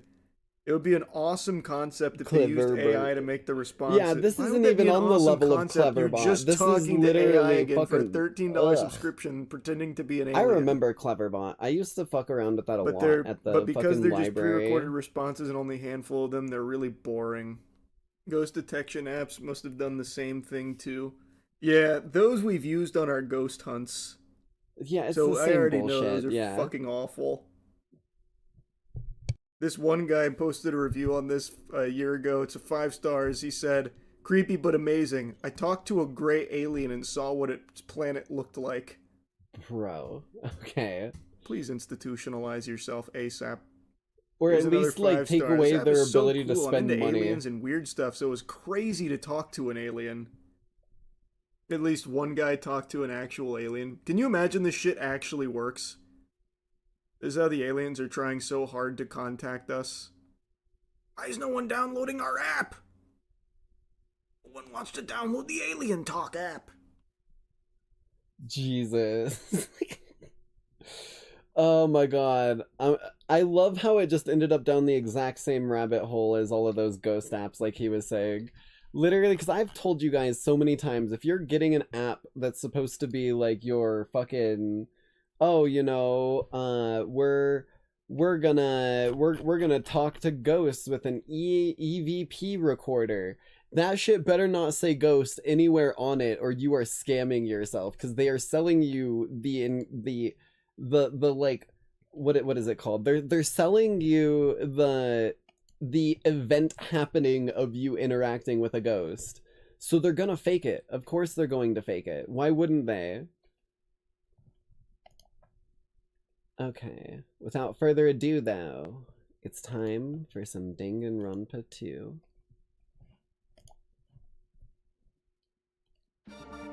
There we go.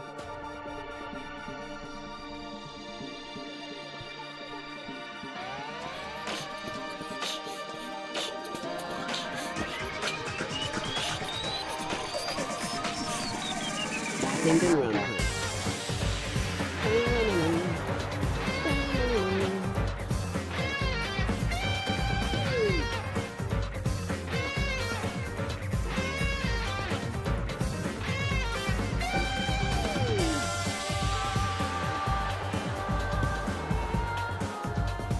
Hajime Hinata.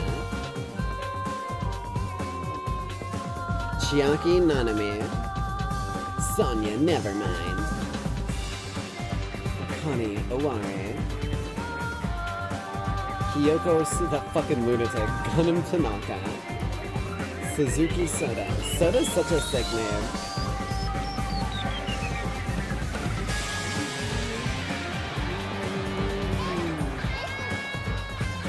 I'm excited to see Gunam Tanaka do some, like, crazy-ass spellcraft in this game based off of these animations.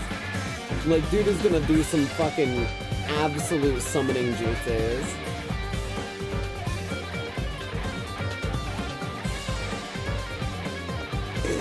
Well, welcome in, Mary. If you're new to this, then you're gonna have a bit of a surprise with Byakuya here. 'Cause, Byakuya took the reverse Nikado Avocado route, it seems. And dear lord, it threw me for such a fucking loop. Alrighty. Hello, hello, hello, Lackeys. Welcome back to the Nightside broadcast. As always, I will be your hostess for the evening, the Nightside Jinx, your favorite punk underworldian broadcaster. And tonight, we return to Danganronpa 2, Goodbye Despair. Now, in the last couple episodes, we made our way to the island here for our heart-throbbing school trip. However, it was promptly taken back over by a certain Monokumer. And suffice to say, he's made everything since go right back down the route of the first game. So, we haven't run into any murders yet, but odds are time is the only thing between that and happening.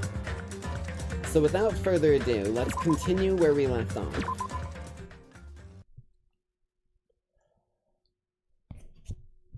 Oh, it loads. Did the stream die? No. Yeah, we're still on chapter 1.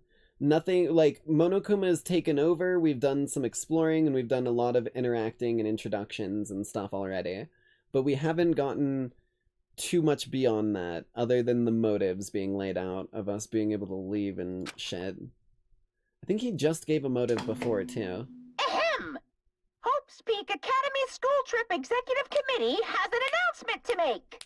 Okay. Good morning, everyone! Looks like today is gonna be another perfect tropical day! Oh, wait, I forgot.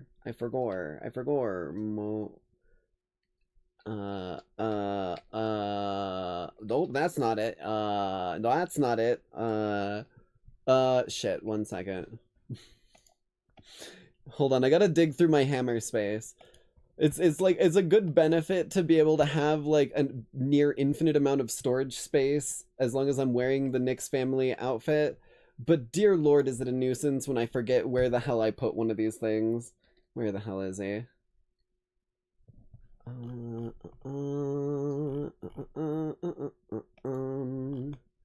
Oh, right, I didn't put him in my hammer space. I put him up my ass. Okay. Okay, well that should solve that problem nice and quick.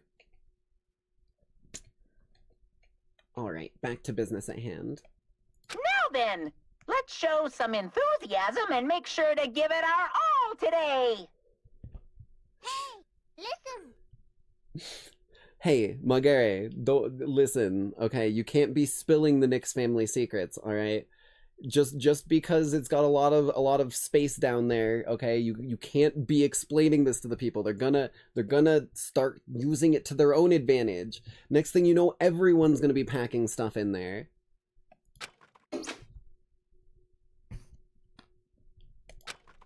I slowly and awkwardly sat up in my bed. Both my head and my body felt heavy, but it was still an improvement compared to last night. We all said we'd meet at the restaurant. Something tells me someone ain't gonna be there. Like, it's gone too long without murder. I think a certain Monokuma is getting a little restless. He's gonna need something to happen soon. Hello. Not everyone is as strong as Byakuya. I've never thought about having to overcome anything before. It's not like I just run away from my problems, but it's more like I was just living my life without even thinking about them at all. Even so, I was still able to live. But this is different. Sorry. I'm sorry. I was being too negative. No, I understand. I'm the same as well. But now that we've talked, I feel assured once again. Being loners won't get us anywhere. That's why I think we should help each other out. Also, I think we need to get stronger. An ordeal like this is what'll make us cling to hope. Yeah, you're probably right. Bye now. Well, I'll be heading to the restaurant now.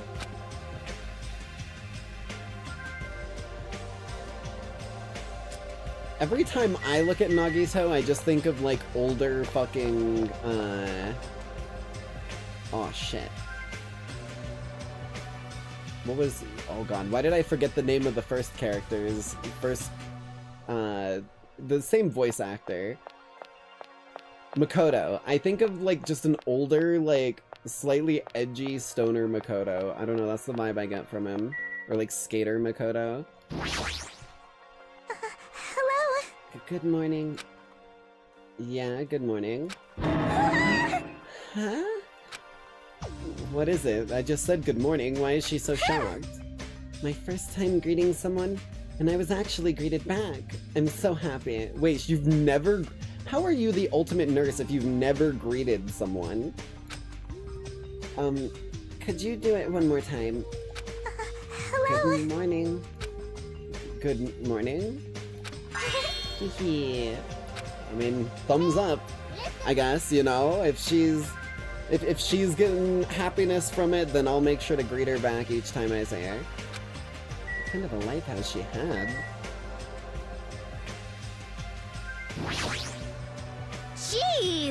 Jeez, I'm so sleepy. Mr. Ham Hands is so selfish. It's totally fine to spend the morning sleeping in. But if we need to eat breakfast anyway, what's wrong with eating it together? Aww. Oh wait, that's me, fuck. But if we need to eat breakfast anyway, what's wrong with eating it together? Well, I like to spend my breakfast eating sweets in my room. That's already fine. Eating sweets for breakfast is bad for your health. You're consuming too many sugars and fats. Hey! Who made you my doctor? Don't speak to me without my permission. Sorry! Jeez, listening to this ugly bitch's crying in the morning is making me so sick. God, she's such a fucking menace, dude. She's a goddamn threat. Hiyoko, you definitely have the ultimate bad attitude. What was her thing? Hold on.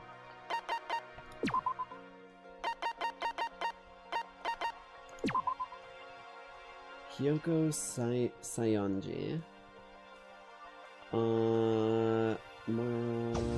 Likes squishy. Dislikes lectures, sour stuff. Ultimate traditional dancer, that's what she was. Okay. What's up with you, Mahiro? Hey. Good morning, Hajime. Yeah, good morning.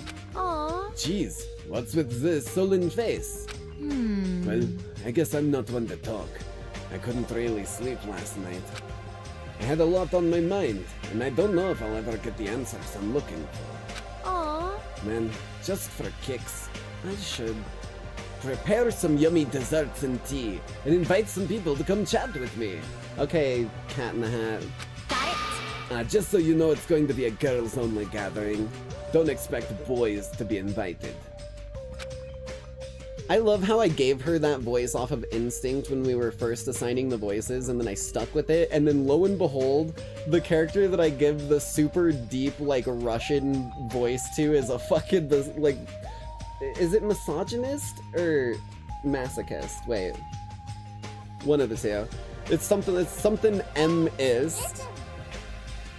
Why have you given this small child a Russian man's voice? You're telling me that's not the, like, normal voice you're hearing coming out of this little visual right here? Tell me I'm wrong. Yeah. Also, it, like, weird, like, even though I gave it to her on the spur of the moment without knowing anything about her character, it, like, weirdly fucking fits the character in a way that I love, so it's gonna stay, by the way.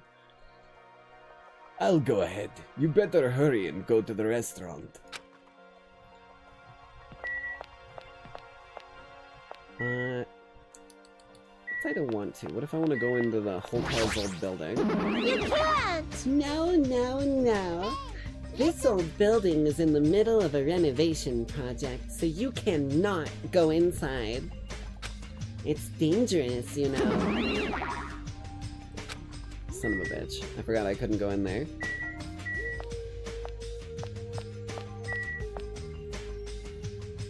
Hold on, I almost forgot about my pet. Clean. Do I have presents? I don't have enough presents to give them to the little pet yet, but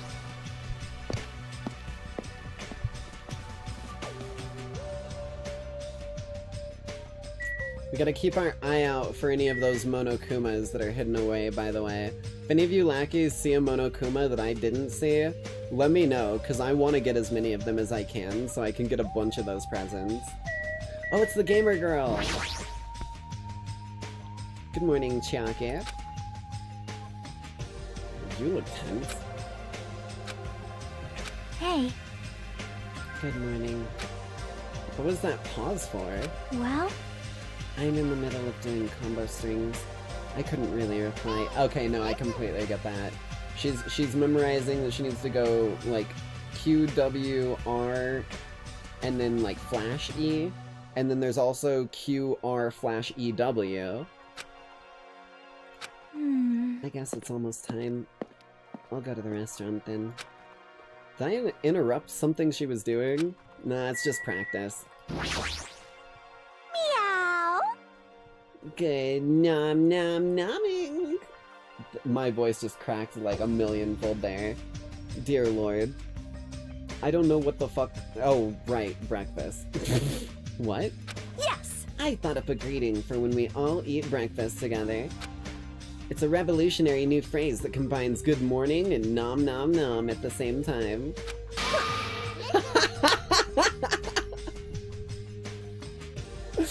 Oh, this has to be a reference to something.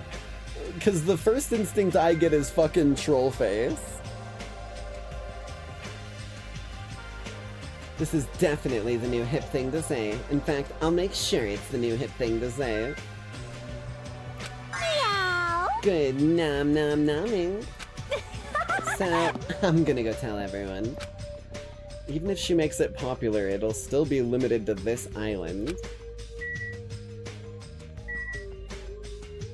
Foosball. God damn it. One Piece nose. Yeah! Oh my god, it did look like that dude. Several people were already at the restaurant. And they are silent.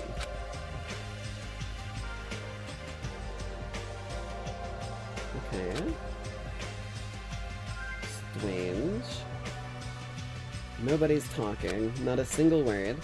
While they sat there, the people who were late to— late began to arrive as well. I've made you wait. Is everyone here? Huh? Huh? It seems Fuyuhiko is not here yet. Baby already got killed. Dead bodies? Already? No. Don't go killing people off. I saw him outside earlier. However, he told me he would not be joining us this morning. Hell yeah, Peko Peko. I don't know what's up with Peko Peko, like there's more than meets the eye. She's more than just a swordswoman, I don't know. But the red eyes, the outfit, I think we've got... It's funny, Danganronpa 1 we had one honorary Nyx family member in the crew, and that was good old detective lady. But in Danganronpa 2, I think we have 2 honorary members. It's the gamer girl and Peko Peko. Those are the 2 that, like, sit the most in my brain as, like, the sort of vibe that is going to come in handy very, very, like, excessively later. And or there's, like, some hidden bits. Why does he have to act like a lone wolf at a time like this? Maybe... Could he... Is he thinking up a plan to kill someone by himself? You must not! Kazuchi, you should not doubt your friend. Hey, hey, hey! Well, he's a Yakuza, isn't he? Do you understand what that means? He's part of the Japanese mafia. I presume he's the kind of person who would not come even if we summoned him. That's fine. I guess it can't be helped. We should just talk among ourselves. Someone can fill him in later. Talk? What are we gonna talk about? Rejoice. Rejoice. I have decided to throw a party tonight. What? Oh, what the fuck?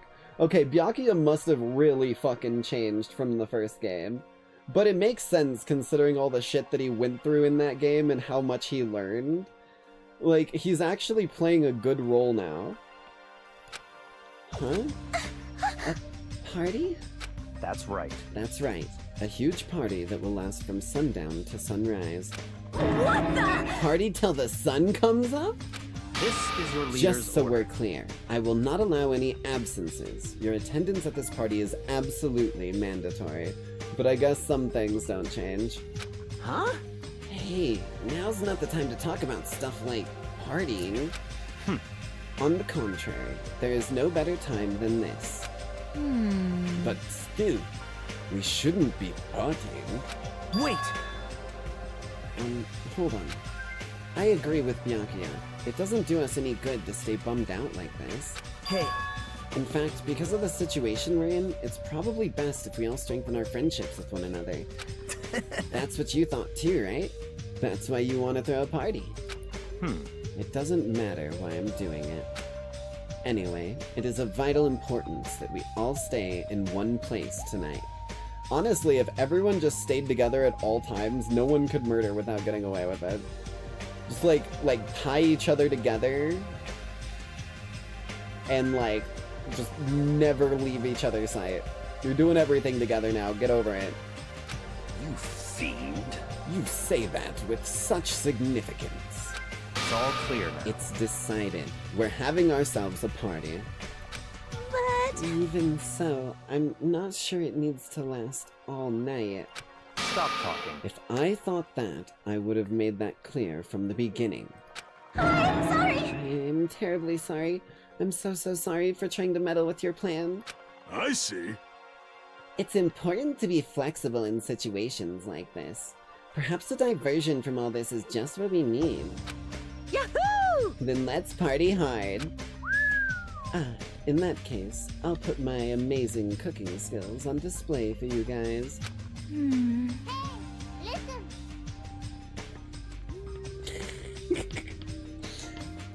Have a good one, Marguerite. Thanks for coming out.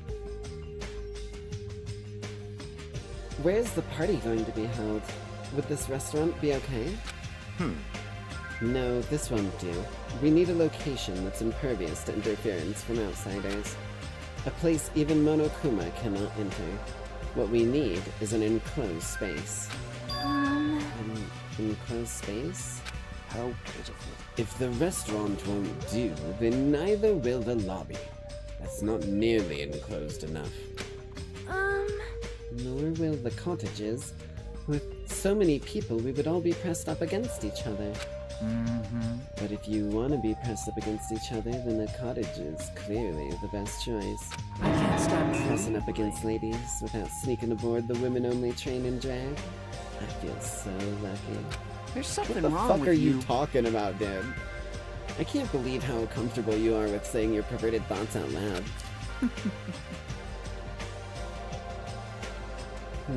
I may be a pervert, but I'm the kind of pervert everybody likes. I disagree. I don't like you one bit. I think you're one of the biggest threats in this entire fucking establishment.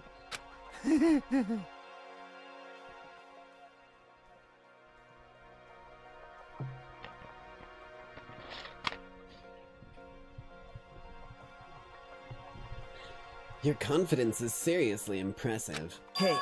Then how about that old-looking build? Oh shit! Wait, no, but Monome is gonna stop us from going in there. Huh? That run-down place? You're right. Yeah, but if we do our best to clean it, I think it'd be perfect. Plus, it's basically the only place that meets our needs for an enclosed space, right? However, Indeed. However, Monome has forbidden us from entering that old place. This is why you're fucking... This is why you're the goddamn, like, honorary member, Pekko. You're the one who's doing the understanding, doing the investigations. As I recall, it is in the middle of being renovated. I have heard your conversation. Heard it with all my very own ears. Ahem. I have good ears, 'cause I'm a rabbit. I see. Oh, so you use your ears. That's strange. Huh? Then what's the reason for those surveillance cameras? Are they for Monokuma's eyes only? Why do you have mushrooms on you? hello! Ah, she looks so disappointed. That's fine. Well, it's of no concern. We can settle that issue of no... if it is of no concern, we can settle that issue another time. Listen. Regarding the old building, you came to tell us something about it, right? Yes. If it strengthens everyone's bonds with each other, then I will not hesitate to cooperate. I shall allow it. So in that case, I will allow you to enter the old building. I'll cooperate so we can all party together. Together? That's not gonna happen because you're so disgusting. Understand? Do yourself a favor and stay away from mirrors. You'll be grossed out by what you see. Your kind words make me wanna cry. So we're all good with the old building. And? Then what about the preparations? If it is in the middle of a renovation, don't we need to clean it first? Wow! I have never done the dirty work known as cleaning before. I am excited to finally experience it. Hey, hey, hey! No way! There's no way we can dirty our dear princess's hands. Aww. Yeah, I don't want to do it either. Sheesh. What? Nobody's going to do it? Hey. In that case, why don't we decide by a random drawing? Random drawing? Actually... To be honest, I already prepared a drawing because I assumed something like this would happen. To go to the trouble of preparing this, what did you think would happen? See? Whoever draws the chopstick with the red mark on it will be in charge of cleaning, okay? Does that sound fair? Judgment! Well then, let us entrust our destinies to the whims of this drawing. All right. Bro believes in the heart of the chopsticks. Well, no hard feelings. One by one, everybody took turns pulling the chopsticks Nagito held in his hand. And when it was all said and done... What? Huh? I'm left with the red mark? For someone called the ultimate lucky student, you don't seem very lucky right now. Wow. I guess it can't be helped. All right. Well, if it's just cleaning, leave it to me. I'm actually pretty good at it. I thought so. You seem like you'd make a good stay-at-home dad. I'll take that as a compliment. Okay. I'll handle the cooking. Alright, first I need to prepare my ingredients. Then I'll start cooking at the old building. There's no mistaking it. I, Teru Hanamura, will go all out. I will prepare the world's tastiest dishes for you all. Then I just need to pass along the party details to Fuyuhiko. Let's go about our business then. After Monokuma's nightly announcement, we'll meet at the old building. Okay. After everyone left, I decided to go back to the cottage. Free time? Still some time before the party. Hell yeah! Let's go do some chatting. See what peeps are up to around the island. If they are even around the island. Can I look in here? Hello there. Oh, Hajime. Sorry. I'm sorry. You came all this way and I have to ask you to leave. I'm just so busy cleaning right now. Bye now. I'll definitely finish before the party, so I'll see you tonight. Okay. Wanted to just look at the place while it was dirty at least.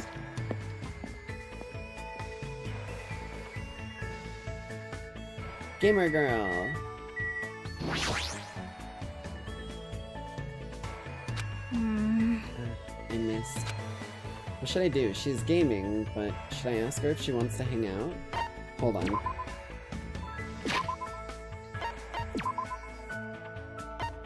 Coffee...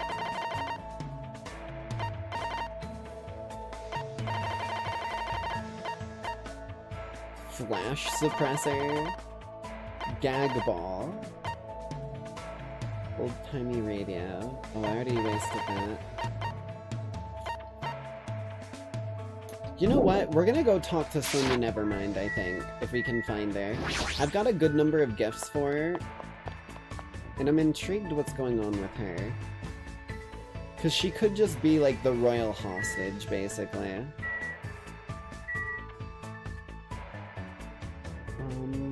We could go to her, but I don't think I have any gifts for her.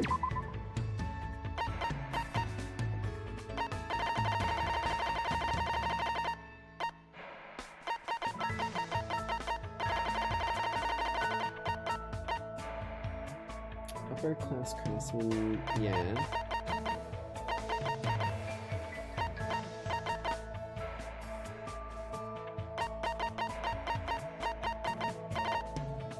Okay.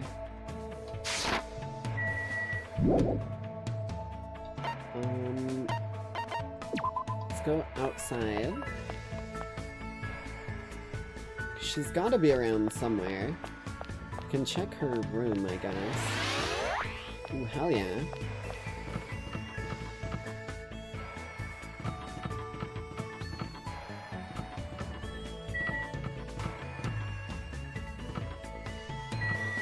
Sonya.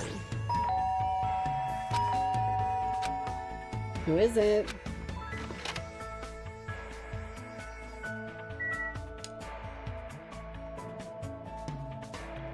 What the fuck, lady?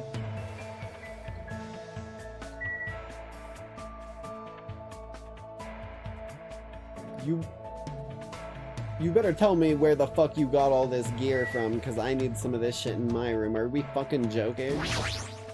that is... How disappointing.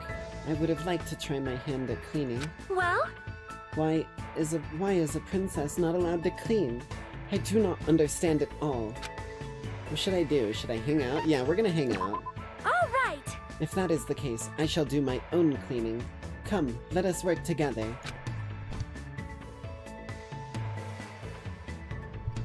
I spent time cleaning near the hotel with Sonya without anyone's permission. Probably don't deserve it, but it looks like Sonya and I grew a little... Whoa, what the fuck do you mean you don't deserve it, huh? Yeah, let's give her a present. We've got a few things. I think she'd like the coffee, but I don't have it anymore. I think I gave that to my pet.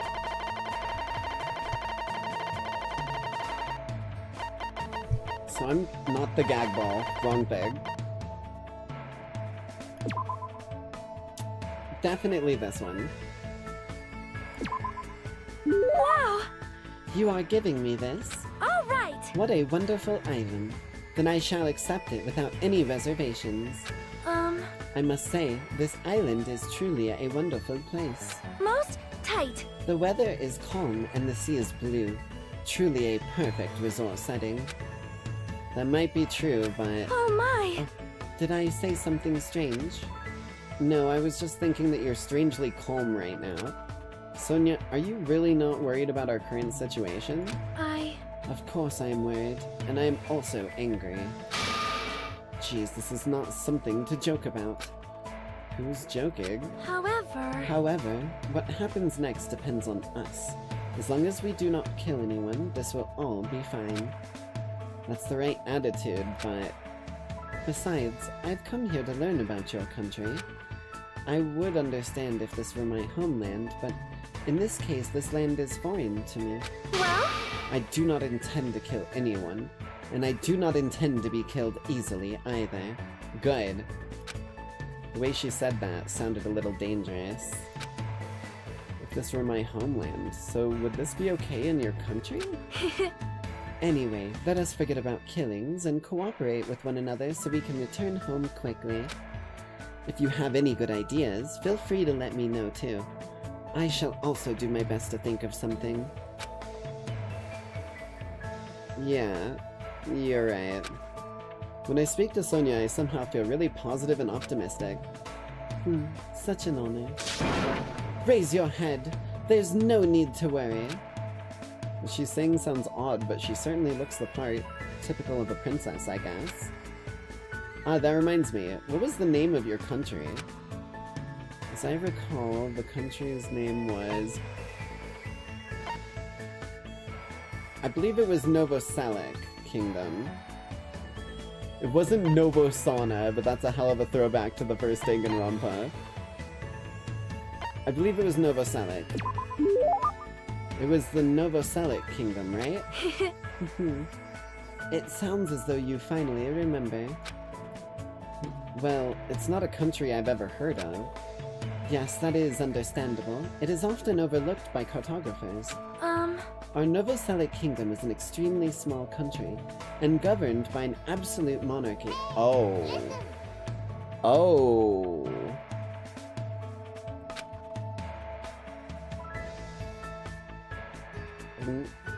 Though the population is small, our economy is thriving, so we are not in dire straits at all. For generations, the royal family has protected the kingdom and its people from its neighboring countries. Thanks to that, the people still have complete trust toward the royal family. Okay, that's good at least. Like, if you can pull it off and be a good, like, king for your country or whatever, then, you know, props to you, I guess, but the moment I heard absolute monarchy, I went, oh no. Well? And also wine and chocolate is one of our country's hidden specialties. I see, it really does sound like a kingdom. So since you're the princess in that kingdom, does that mean you live in a castle? I mean, look at her fucking bedroom, dude. Ask yourself that again. Listen. Yes. Of course, the royal family has been living in the royal castle for over 1,000 years. Though it may be old and small, the castle is truly a wonderful historic building. Of course! Of course, it's easy to get lost in our subterranean labyrinth, and our barracks are fully equipped as well. So castles really do have those. Anyway, is it alright if I ask you something as well? If I can answer it, it's fine. Who did you have your heart set on initially, and who do you intend to switch to later? What? This situation is truly similar to the story of 7 men and women. I believe it's a standard tactic to start wavering and swapping partners.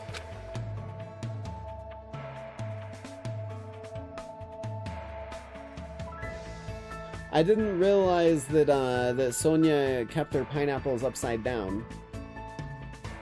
Intriguing. I mean, you do you, girl. Huh? Do you really have no idea? It is Japan's legendary drama. Well? It starts off really upbeat, but then it gets really serious. I never expected that to happen. I was all like, seriously, what is going to happen? I just couldn't take my eyes off the screen. Momoko's feelings at the time were... My goodness, so intense. I continued to listen to Sonia extensively talk about Japanese dramas. At least now, I totally understand she's a major J-drama fangirl. Sonia's report card updated. Okay.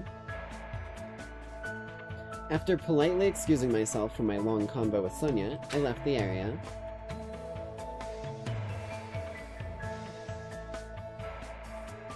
Still some time.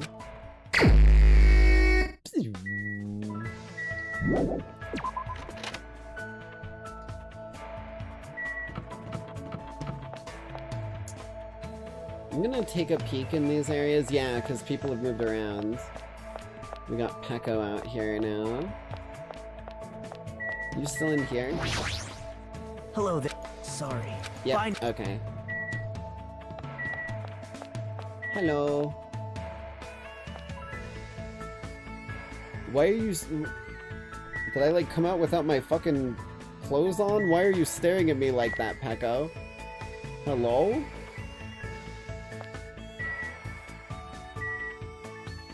Strange.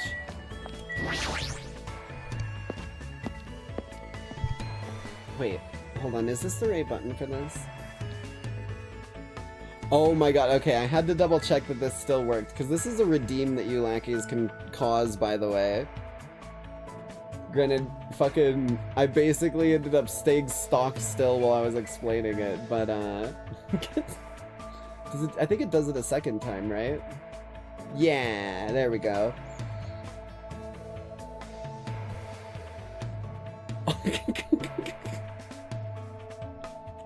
I forgot about that. I, like, remembered it when I thought of why her mouth was open. It reminded me of a bunch of VTubers that had done that and, like, caught them with their mouth open.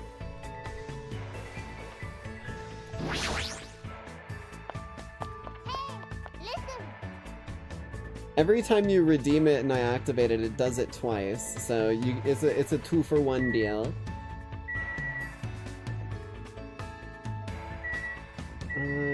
Okay, no one's in here. I believe it's... I think it's redeem scan. I don't remember. I think it's on, like, the last page.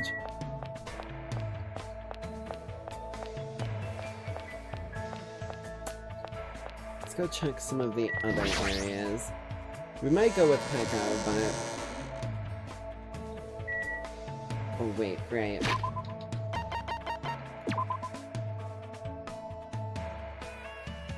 Oh wait, hold on, is the Streamlabs bot still being stupid? Hold on, let me fix that. I remember us noticing that it was all fucked up the other day. Hold on, I'm gonna get this bad boy turned back on right now. Give me just a moment.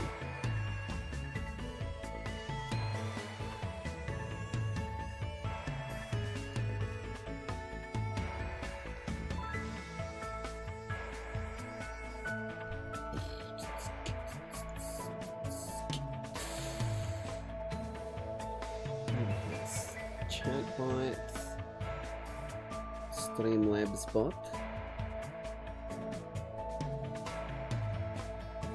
Why are you big bitch, Cloudbot? It just like turns itself off sometimes. There we go. Now it should work. Clean that up for ya.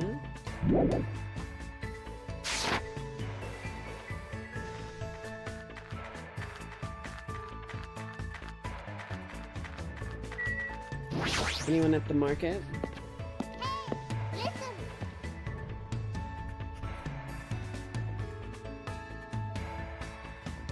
There we go. There's a lot of gear here. Surfing. If I make it home safely, I should... Surfing's fun.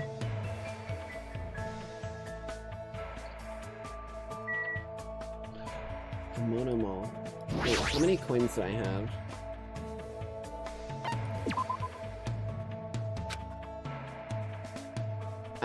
I'm broke. Okay, never mind. What about you, Bianca? Despite the fact they were prepared for the party, I shall enjoy Teru's dishes as well. Does the ultimate cook's skill surpass that of the Togami Corporation's chef? Actually, hold on, let me look at my money, or at my gifts. Because I might have something he would like, too.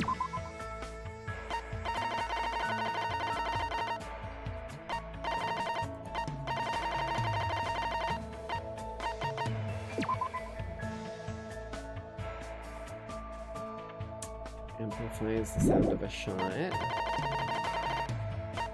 Unless he wants the gag ball?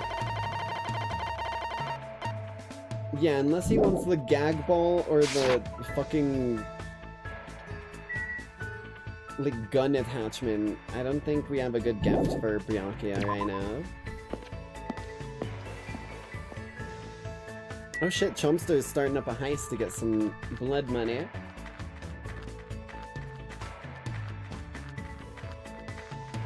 Togami Corporation gag ball.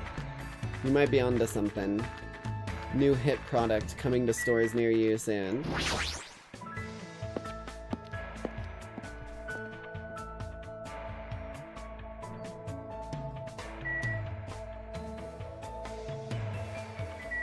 This feels like prime territory for a hidden... Oh wait, we already found one going through here.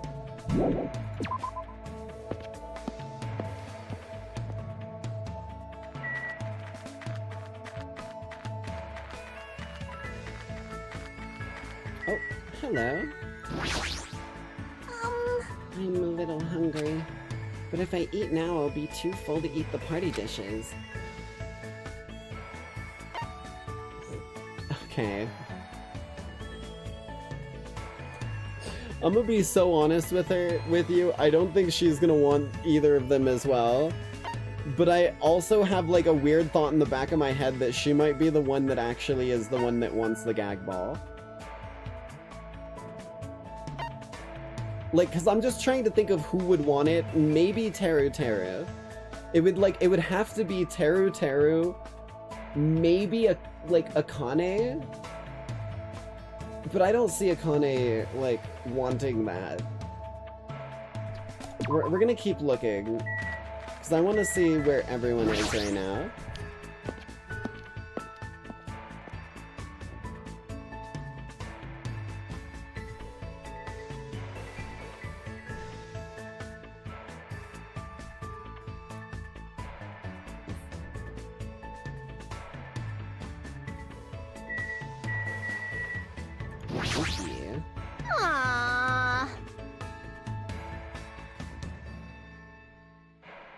Actually, she might also be one that would want the gag ball.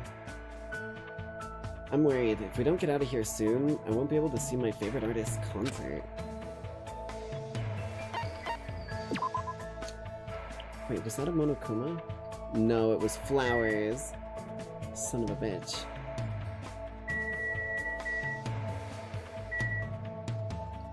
Okay.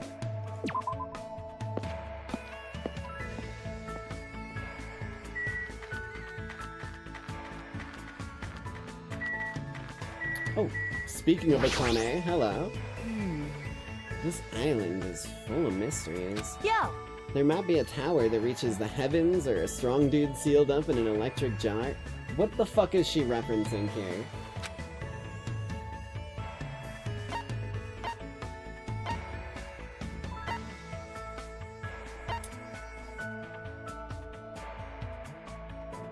I think if anyone would like the gun, like, flash suppressor, it might be her, but she's just a swimmer, right? Or no, what was her deal? I don't remember.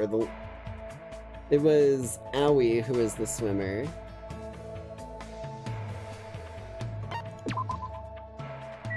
Keep doing a little looking around. I know we're gonna get fucking surrounded on all sides by mono beasts.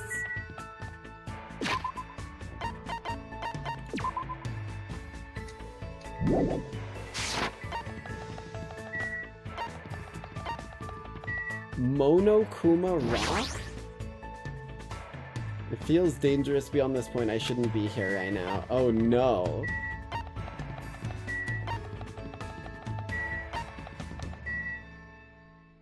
Okay, what about Jabberwock Park?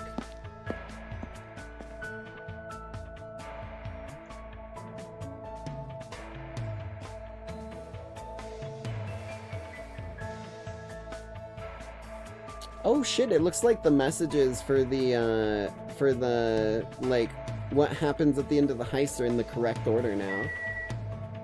Wonder if they finally fix that.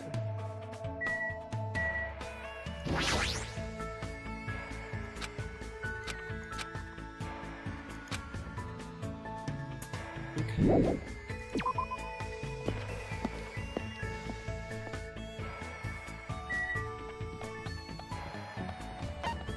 Ooh, wait.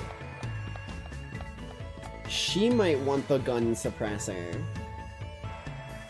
Or, I guess it's not a suppressor, it's a loudenser. Yes, I yes! don't know what Mr. Ham Hands is up to, but parties are just for feeling good, right? How lame. Should I hang out with Hiyoko when she's acting like this? Probably not.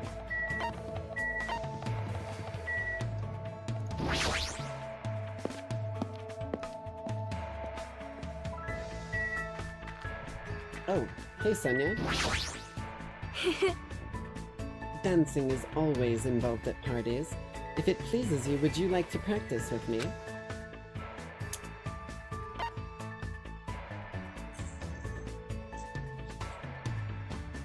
I don't think I have a good gift for her now.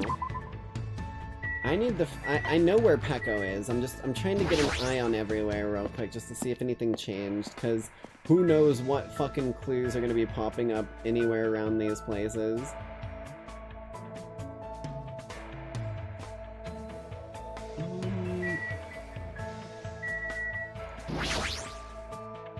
Besides the fact that this used to be a chicken, it looks like a regular cow.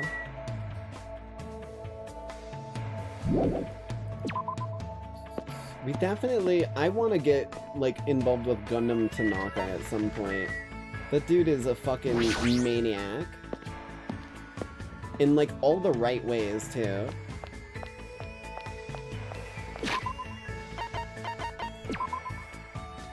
Keep it nice and cleanly. Alright, Peko. A party, huh? I'm not that good with social events. What should I do? Yeah, we're gonna hang. Yes. I have no reason to decline. Let's talk for a bit. Spent time today talking with Peko over tea at the restaurant. I think Peko and I grew a little closer. We're gonna give you...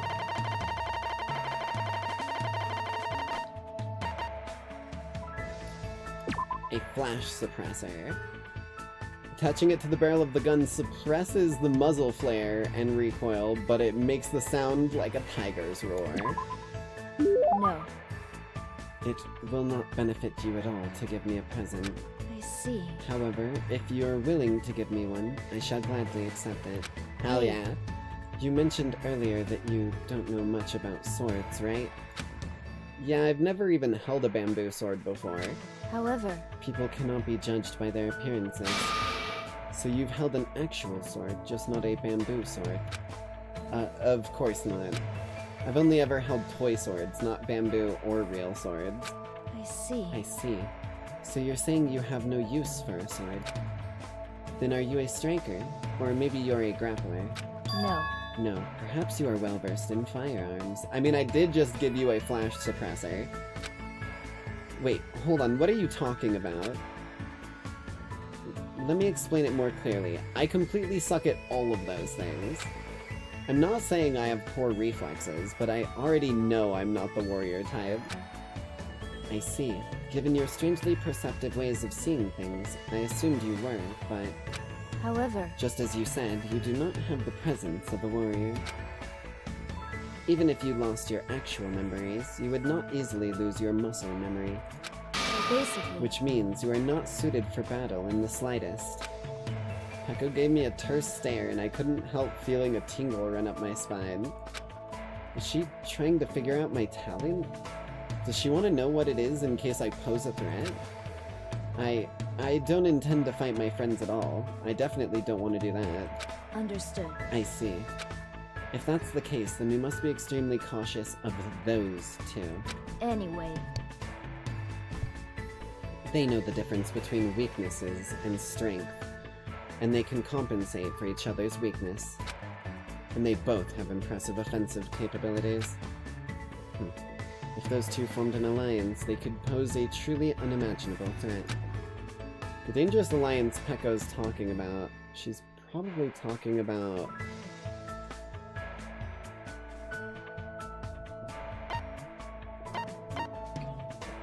Oh shit. Hold on. Can I... Let me look at these just so I get the names right.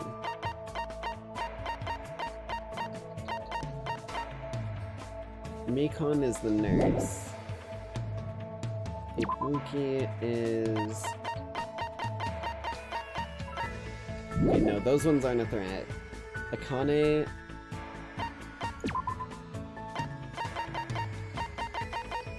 Akane, okay. And Nekomaru?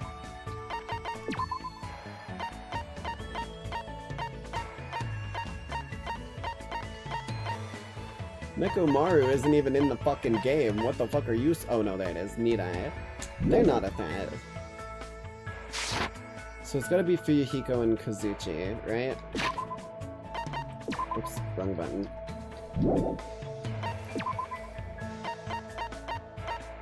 Soda...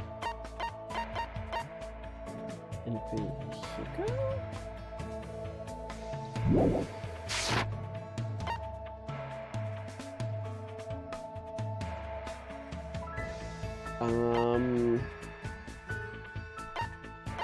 Mechanic and Yakuza. Fit swimmer lady and buff dude. Gamer girl and nurse. It's gotta be this one, right? Because they're both fit. A dangerous alliance. Oh wait, that's me. A dangerous alliance? Are you talking about Akane and Nekomaru? Yes. Though they would only fight in self-defense, they are both perfectly at ease doing it. Plus, the combination of an impressive athlete and a team manager poses a formidable threat. Not just that, though they do not specialize as fighters, their fighting prowess is incredibly high. However, if something were to happen... Hold on, what are you talking about? It's pretty weird that you're assuming we'd ever need to fight them in the first place. We'll get out of this place if we cooperate with each other. Why do we need to think about fighting anyone? Hajime, you speak the truth. I, too, would prefer to avoid any senseless killing. However, there are times where swords must be drawn, whether you want that or not. What does that mean? Every human being has a duty to fulfill their destiny. That will never change, and there is no need for it to ever change. Hey. However, I do not dislike your way of thinking, Hajime. Huh? Ah, hey, Pekka. But even though I called for her, she walked away without looking back at me once. I thought I was understanding Pekka, but now I feel like I don't know her at all. Hell yeah. Back to the room.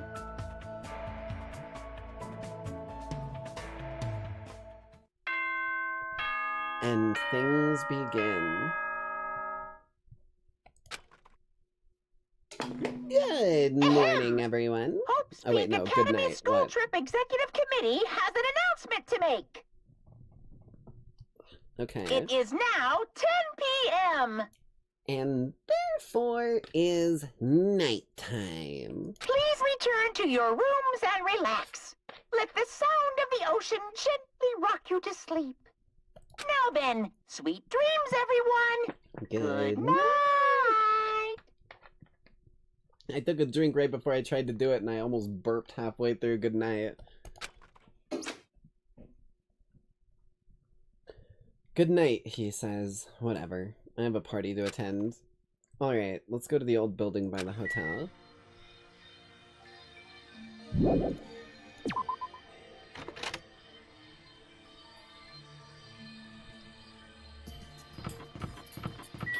What's up, Miyoda?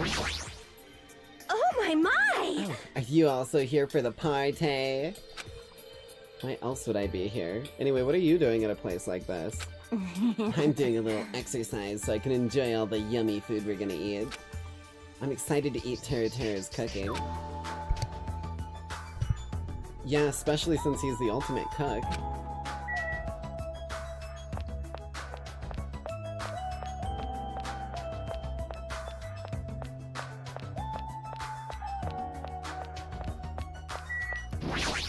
Hello.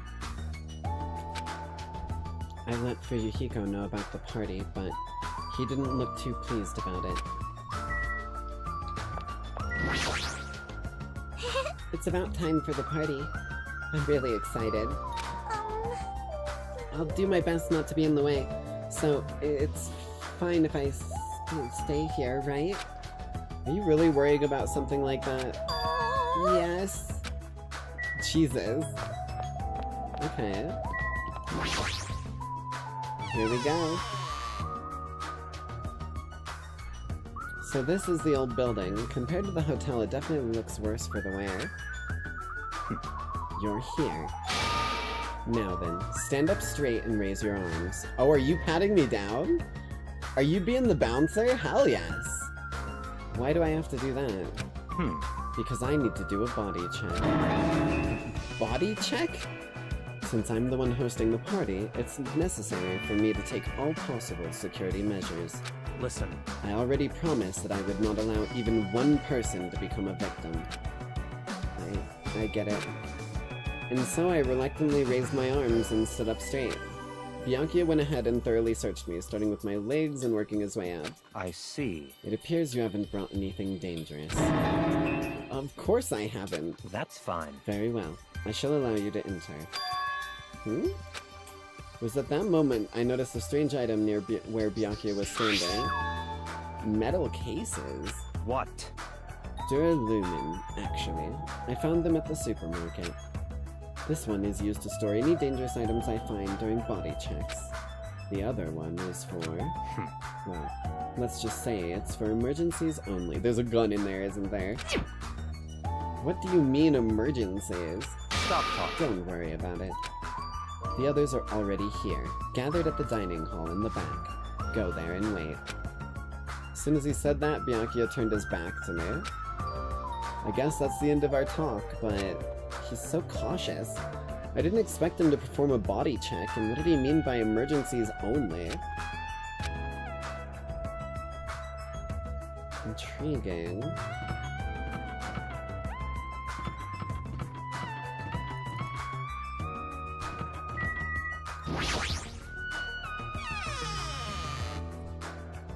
Old building office.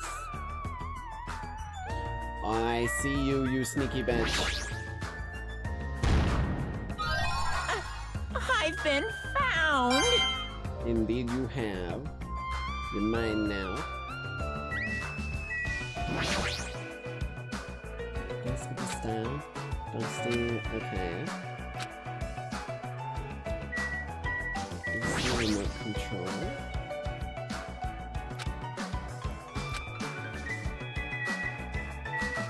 Circuit breaker, okay. Strange.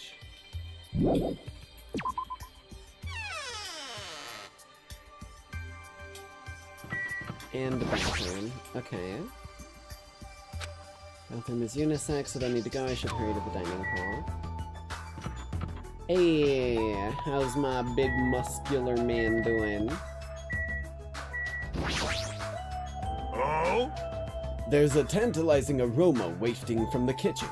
Jeez. However, Byakuya will yell at me if I don't go straight to the dining hall.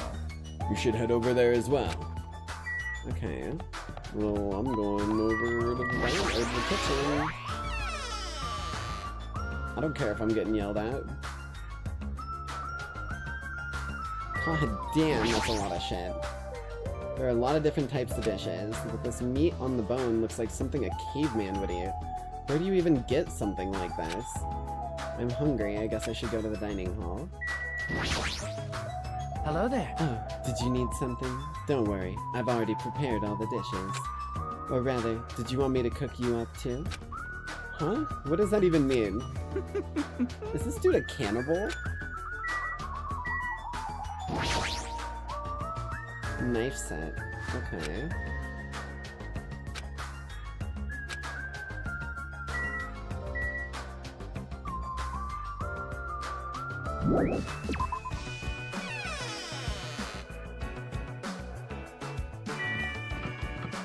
Oh, hi, Sonia.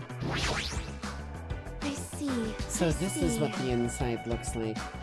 There are so many gaps on the wooden floor. Is it because it is so old? He could be a cannibal, he looks hamstery. That's the vibe I was getting.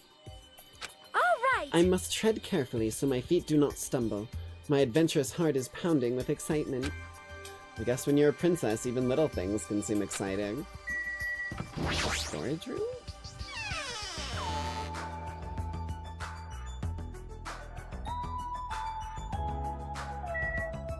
Some clothing irons, okay.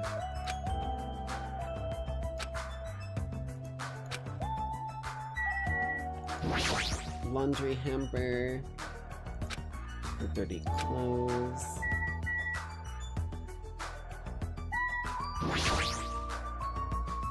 Tons of boxes stacked.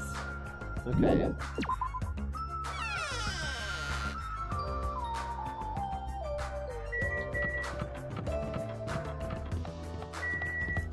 Into the dining hall we go. Holy shit, dude. Hajime, how do you like it? What do you mean? See, I decorated the whole dining hall for the party. I even laid out the carpet, too. Really? Even the carpet? Yep. Yep, I bought it from the supermarket. The place sure does seem to have everything. I actually wanted to cover the whole floor, but I guess the carpet wasn't big enough. There's a lot of dust and cobwebs all over the place, too. It took me all day to clean the dining hall just because of that. There's no way I could handle being stuck cleaning the whole day. You're commendable, Nagito. Thanks. Yeah, thanks.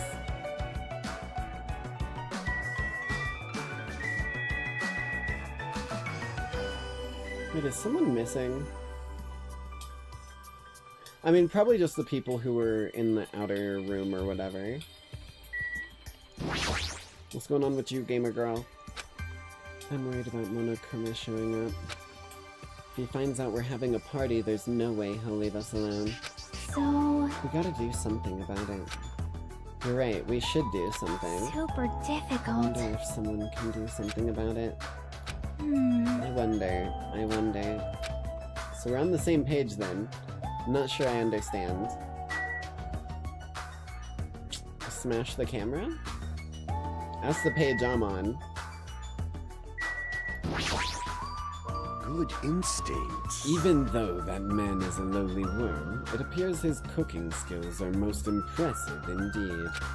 Nevertheless, even his food cannot stand against the gourmet cuisine of the multiverse.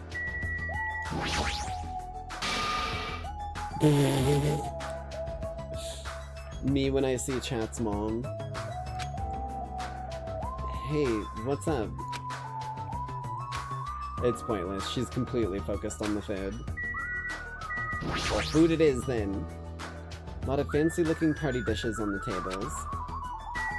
Okay, I guess Nagito it is. Even though it took me the entire day just to clean this hall, I'm glad everyone's so happy. What about you? I didn't think you were coming to this, but it's a forced thing. That creep Byakuya rubbed his ham hands all over me and called it a body check. More like sexual harassment. That's not what it is. He did the same thing to guys too. So, I feel like he was getting frisky while he was frisking me. Eh? I'm pretty in demand. Okay, girl. Sure. You're just kidding. Okay.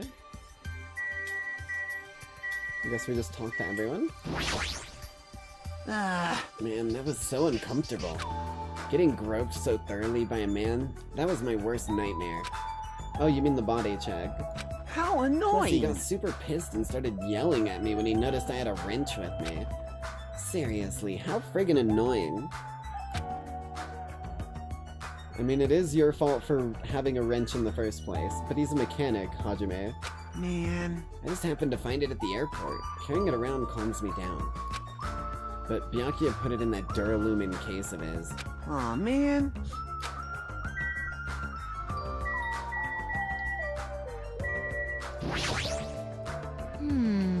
This old... Sorry, comrade. My voice was a little rough for a moment there. Had to clear it a little bit. This old place sure is run down. I feel bad Nagito went out of his trouble to all this trouble cleaning it up for us. Even cleaning has its limits. See? Check the floorboard. Maybe the wood shrank because of the deterioration? Don't these openings seem dangerous to you? That's what Sonia was saying. You're right. Aww. Well, the carpet is spread out enough to cover most of the floor, so I guess it won't be that big of a deal. Hey. But it might be best to tell Nikon to be careful. Yeah, she is the type to trip over nothing. She literally did before.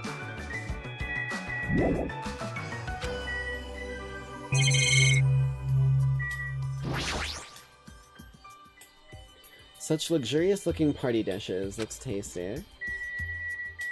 There are a lot of tasty looking party dishes. Meat, fish, it's all there.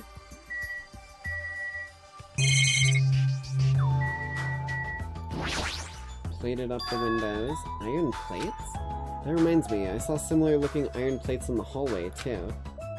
But why are there iron plates bolted on the— wait, yeah, wait a minute, hold on, that doesn't make any sense. How pitiful. All is not what it appears to be. Huh?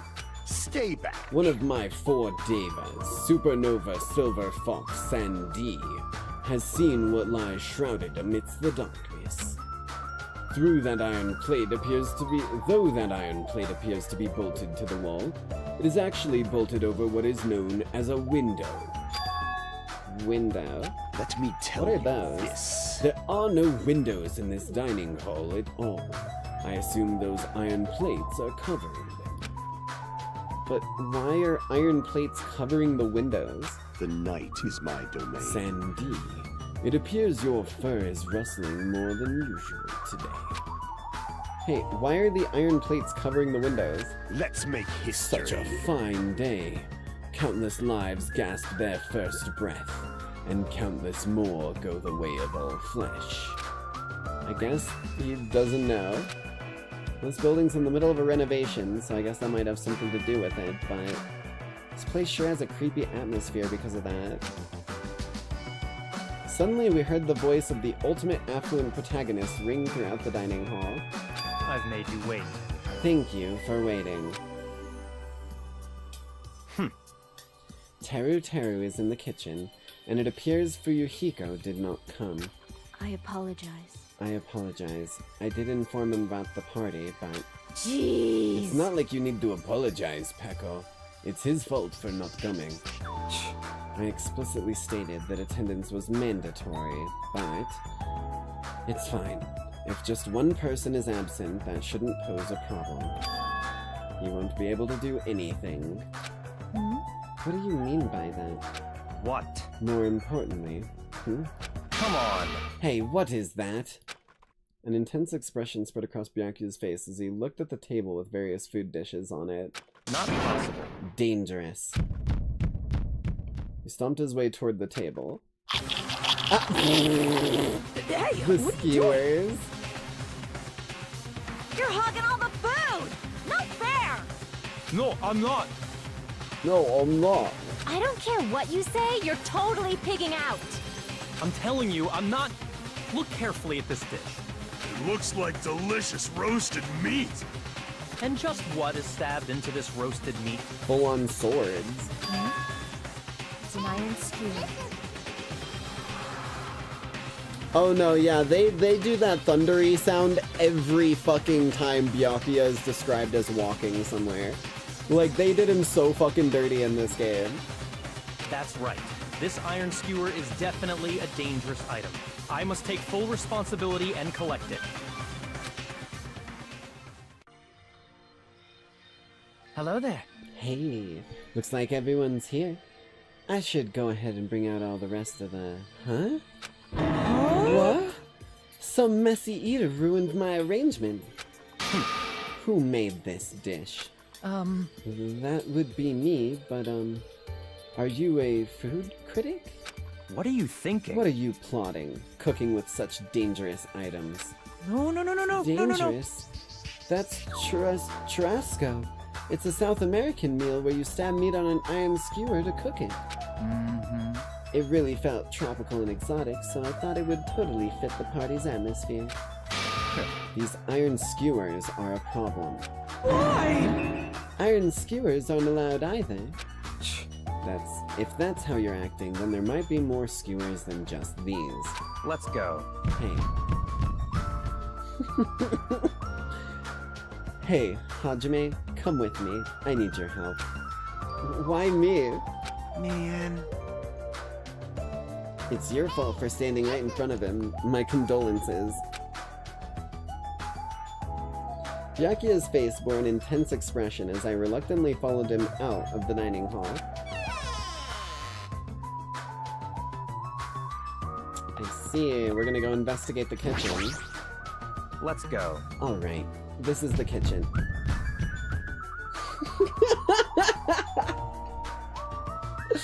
Dude, they don't give him a fucking break.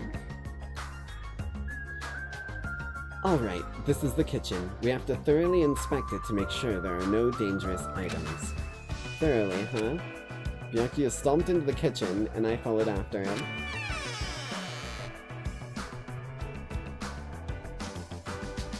Listen. Let's get on with it then. Search this place thoroughly. I mean, there's knives. As he issued that order, Byakuya began searching the whole kitchen from one end to the other. Look, I found these. There are forks and knives on that shelf. Don't tell me, those two? Naturally. These are definitely dangerous items. If you're just eating, chopsticks are enough. After he said that, Byakuya threw the forks and knives into the Duralumin case, one after the other. You're being very thorough about this. Well, here's some knives. What? Out of the question. Knives are far too dangerous. Hand them over to me. I'll safeguard them. Byakuya grabbed the knife from my hand and threw it into the case with the rest. Of course. Pots and pans can be dangerous. They're a blunt force object. Oh wait, equipment list. That way we can see if anyone took anything out of the kitchen. This paper is... I see. It appears to be an equipment list for the kitchen. 20 forks, 20 knives, 20 spoons, 5 iron skewers, 3 frying pans, 20 wine glasses. There are also iron plates for barbecue and even a portable stove for cooking hot pots. Iron plates and a portable stove. I do recall seeing them on the shelf over there. This kitchen seems to be well kept. There should be no problems using it. Though the building is old, the kitchen is impressive. Compared to the normal restaurants, it's not too shabby. Very strange. It is strange. One of the items on this list seems to be short by one. Oh no.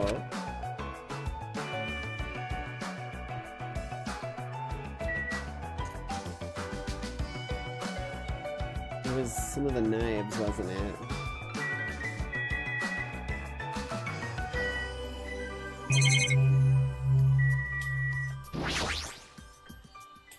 Chinese, Japanese, French, and Italian cuisine seafood dishes too. There's even a huge piece of meat on the bone. That Teru, he sure got fired up. I don't even know if I'd be able to eat that much food. I see. It seems there are no dangerous items like that skewer in the churrasco earlier, inside that pile of food. That appears to be the case. Wouldn't have known what to do if he said fish bones and meat bones were also dangerous items. Is that everything? Hey, is it necessary to go this far? Don't make me I'm repeat doing myself. this because it's necessary. If I'm to fulfill the promise I made to not let anyone become a victim, I must be extra vigilant. He really did get fucking changed from the first game.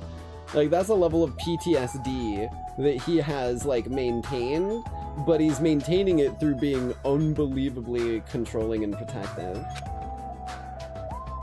Really? Is that all? What? What do you mean? Well, I'm just assuming, but I think something must have happened to you. After all, you decided to throw a party so suddenly, I can't help but think there's a reason for that. That's not it. I've been a distrustful person for as long as I can remember. Distrustful person? I don't really like to talk about my past, but it's fine. I'll tell you a little bit of it. I cannot talk to the others about my past. I suspect that my skeptical nature is partially to blame. Byakuya has a past that he can't talk about. Distrusting others and being distrusted in return. For a long time, my life has been a living hell. It was inevitable that I would end up this way. But in this kind of situation, my skeptical nature might be of good use. If we're to survive here, skepticism is necessary at all costs. By the way, that past you mentioned? That's enough. Now is not the time. However, one day there will definitely be a time when I'll be able to tell you about it. If nothing happens and time passes for us peacefully, I will have no choice but to talk.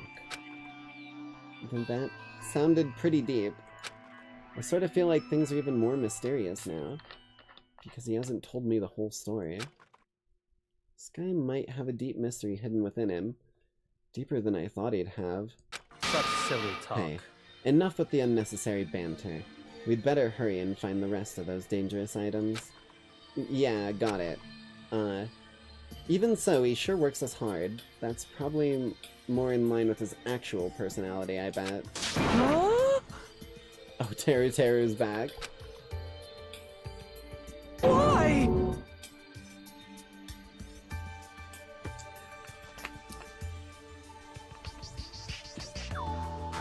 Quick sip of deepest. The kitchen's a mess! What happened here? Stop talking. Don't raise your annoying voice. I just removed all of the dangerous items. There are no knives or forks. Why? How come? Don't make me repeat I myself. literally just said that I removed all of the dangerous items. You're kidding, Don't right? tell me. You're treating cooking utensils like a dangerous item. No. Well, most of the dishes are finished, and all I gotta do is arrange the plates, so it's not a problem, but still.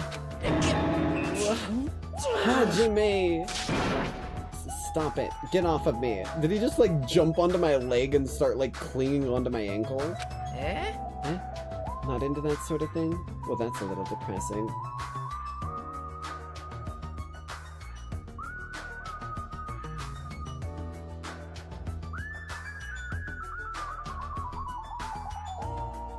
You watch yourself, Hajime. Or not Hajime. You watch yourself, Teru. You fucking watch yourself, buddy. You.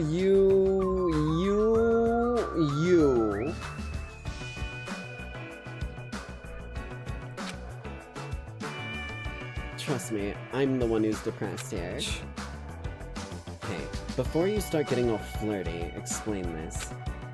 I checked the equipment list and there seems to be one iron skewer missing. Ah, that's right. As far as I know, that's been missing from the start. No matter how clean this place gets, stuff is still bound to go missing in an old building, right? If it's been missing all along, we can't really do anything about it, right? Oh, that's me. If it's been missing all along, we can't really do anything about it, right? You're right. There's no place to hide such a long skewer anyways. Looks at Teru.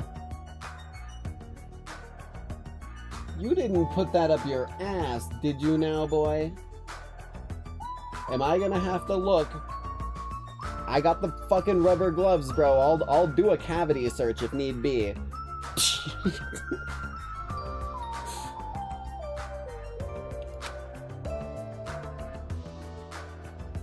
Very well. All I need to do is keep a watchful eye. Suspiciously skewer-shaped Theyre. They are, like, bigger than him, so it would absolutely, like, form his whole body like a goddamn jello to the shape of it. Don't tell me you plan to keep a watchful eye all night long. Let's go. Alright, let's go back. The others should be waiting for us. You too, Taro. Come to the dining hall for now. Okay. Jeez, he's such a pushy leader. I mean, when he's trying to enforce everyone not getting killed, he kinda needs to be very strict. Ah, they're finally back! Hey! Hey, let's eat already, I'm starving! There's still an issue we need to address first. Lies! An issue? Alright! Who do I gotta beat the crap out of? Just say the word and I'll do it for ya. That's enough. That won't be necessary. The issue is where to safeguard this Duralumin case that has all of the confiscated dangerous items. Huh? Can't we just leave it here? I've already put a lock on the case, so it shouldn't be a problem, but we should definitely up the security and keep it someplace safe. Someplace safe? Oh, there's a storage room at the back of this old building. I see. A storage room, Even so, we can't leave the case alone in there. Then someone should guard it. That would keep it safe, yes? Aww. Who? I'll do it, of course. Are you sure? I guess if you insist. Just kidding. Aww. But it'll be lonely there by yourself. I don't mind. I don't mind. I'm really not that good in situations where I have to be around lots of people anyway. If I wrote a song about this, the title would definitely be Lonely Girl in the Storage Room. However, Teru has gone to the trouble of cooking. Is it alright for me to bring some of it with me? Okay. Yeah, that's totally fine. But if you're gonna do guard duty anyway, it might be better if you avoid the storage room. Huh? Why is that? Well, not only is the storage room packed with lots of stuff, it's hard to see in there and full of cobwebs. Also, I was so busy cleaning the dining hall that I didn't even have time to clean the storage room. If you stayed in there for a long time, I think it would be bad for your health. I see. In that case, why don't you guard it in the office? If I recall correctly, there's also a circuit breaker in there too. It would be a good idea to guard that as well. Yep. Yeah, the office sounds nice. I'm pretty sure it's not that dirty either. Understood. So, I need to be on guard duty at the office. Then I should get going. Have a fun night, everyone. Taking with her the Duralumin case and a plate piled with food, Peko left the dining hall. I see. Seeing Peko's back as she walks away makes me feel like she's got this super cool, melancholy vibe. Huh? But shouldn't she have taken that other case with her too? This case is fine. That's weird. No fair. You're like the only one who gets to bring their own stuff. Naturally. When you're as special as me, you get special privileges. When you put it that way, it's hard to argue with you. Bro, Soda, you are such a fucking sub. Like, he hears one person being like, I'm gonna tell you what to do and you're gonna listen to me, and he gets fucking like,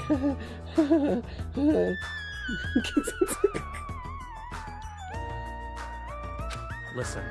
This Duralumin case stays with me at all times. I've put the key to the other case in here as well. I will take full responsibility for watching over it. There's no way I can let anyone else handle this matter. More importantly, we're all done now, right? Let's start the party. Stop talking. No, there's still more. I'm gonna do it! Who do you want me to beat the crap out of? Hurry and tell me already. Seriously, It has nothing to do with that. Actually, if you're volunteering, I do have one particular nuisance in mind. Huh? Are you talking about... That's right. Monokuma, of course. He's the one thing that could obviously disrupt this party. I'll show you my serious side. Alright. So you let me eat it if I beat the crap out of Monokuma, right? Hold on! Wait a sec. If you actually pick a fight with that thing, you're just gonna end up perforated. No! Are you telling me to wait till I starve to death? Hey. Starve to death? That's a little extreme. Our opponent is not someone we can just fight. Rather, it is better if we use our heads and think of a plan. Hey, hey. I'll do something about it. What? Do something? You? She's gonna challenge Monokuma to a game and he's not allowed to leave until he beats her. Hey, hey! Hey now, what can a girl like you do? You're just gonna put yourself in danger. Nope. I won't. It's not like I'll personally do something. You won't? Do you intend to utilize Monomi? Yep. Yeah, if I can talk her into helping us, she might be able to keep Monokuma at bay. At least, that's what I think. That's probably a good idea. She looks like the type that's easily manipulated. What the whoa! That is- whoa, chill the fuck out, Kazumi! Oh! Plus, Minobi and Monokuma totally have a rivalry going on. Well, it's a pretty one-sided rivalry. Are you okay? Will you really be okay, Chiaki? I think it's dangerous. It's gonna be fine. I'll be fine. If things get dangerous, I'll just run away as fast as I can. Well then, I'll be going now. What is this feeling? I feel somewhat uneasy. It's not like I have a bad feeling about this, but something feels off. So it's all settled, right? Then can we... You're right. Let's begin. Alright! Fine. So the banquet has finally commenced. You'd better keep me entertained.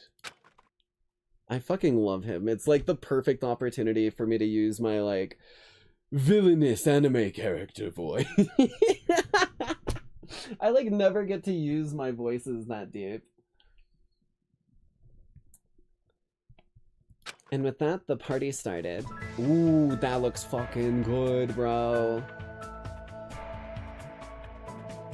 Now that I think about it, I still don't understand why we're even having a party in the first place. Whatever the reason, everyone seems to be having fun. Hey, are we good? Can I finally eat? I swear to God, if you take Peko, Akane, and then, like, probably a little bit of, like, Soda, a little bit of Sonia, like, I'm seeing bits and pieces of myself across so many of these different characters here. Holy hell. Alright. I just looked at the timer here, and we're at about the 3-hour mark. So I think this will be a good spot for us to do our bio break, our midway through stream bio break. So let me go ahead and...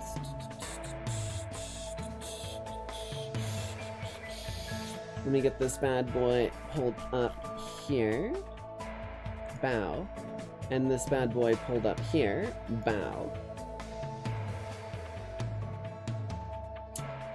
And I will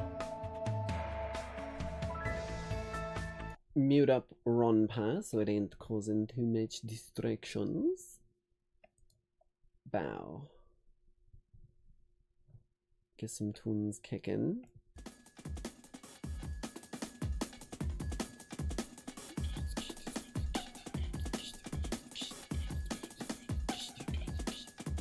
One moment.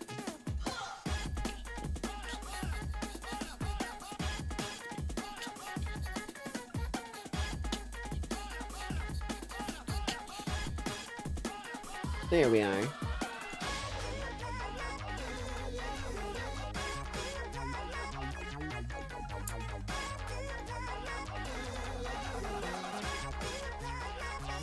Okay.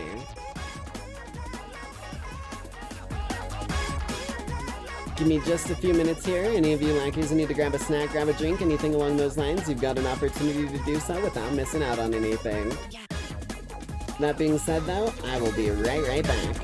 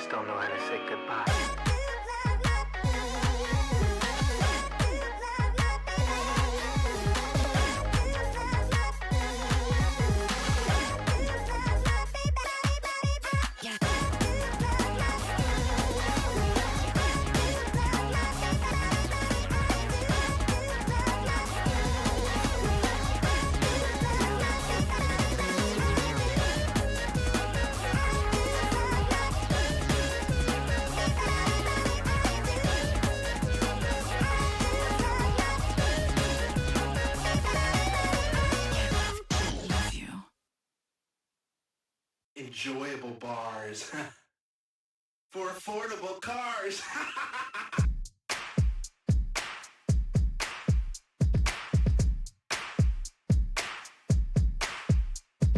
Had a 10 Camry 0203, take a 10 Camry to Miami. 10 Camrys and live us in a tree. 10 Camry can't handle me. 10 Camry handle tambourine. Check the handling, damn 10 Camry. 10 Camrys don't blink but they sing.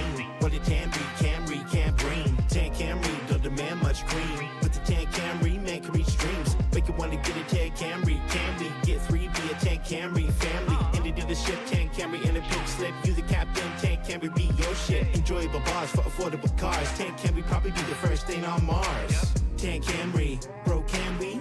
10 Camry, bro can we? 10 Camry, bro can we? 10 Camry, get a 10 Camry. 10 Camry, bro can we? 10 Camry, bro can we? 10 Camry, bro can we? 10 Camry, get a 10 Camry,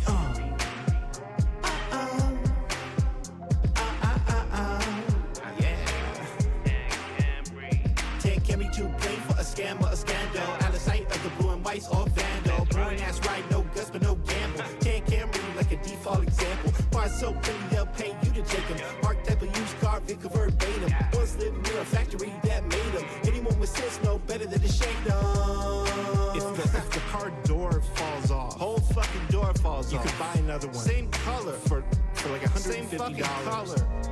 It's nothing. 10 Camry. 126. Rhythm of pools. Rhythm pools. 1 Nissan.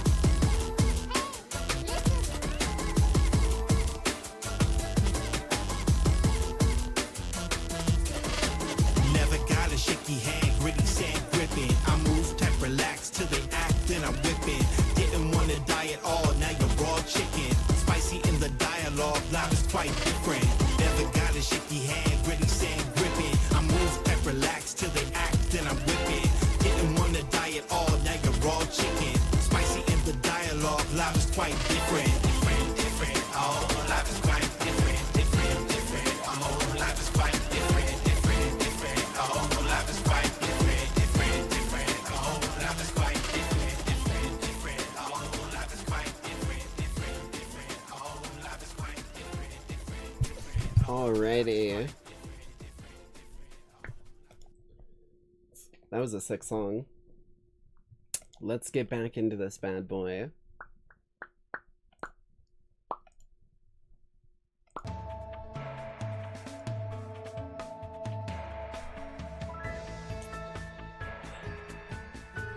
Hey, oh wait, she already read this, but I'll read it again. Hey, are we good? Can I finally eat? You're already eating! God damn it. I can't stop. Dude, why is she me? Why is she me, bro? I don't get it. I can't stop my hands from shoving food in my face.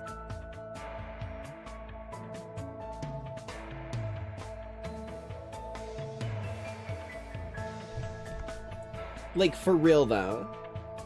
Well, of course you can't stop. These are the world's tastiest party dishes, after all. I don't know if you can call hamburgers, a whole ass roast chicken, 70 fucking bananas. Like, I don't think those are party dishes. No matter how full you feel, you can't help but continue eating such exquisite delicacies. Also, they're not real. You're eating holographic steak. Your favorite.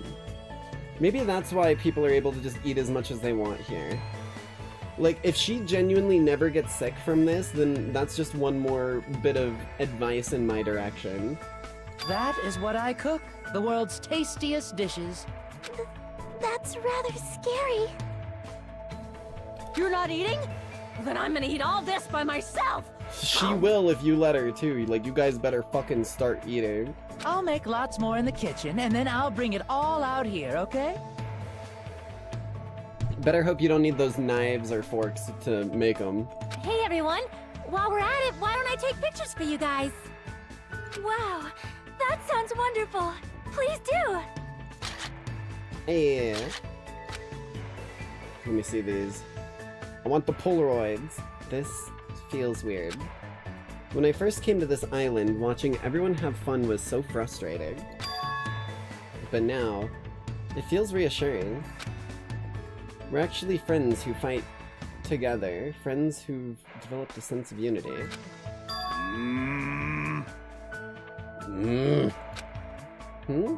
Nekomara? Did something happen? The party's just started, but I must return to my cottage. Come on. Don't be foolish. I won't allow such selfish actions. Yeah, didn't you hear him? This is an all-night party. You're sleeping here. Don't stop me! Don't stop me, Byakuya.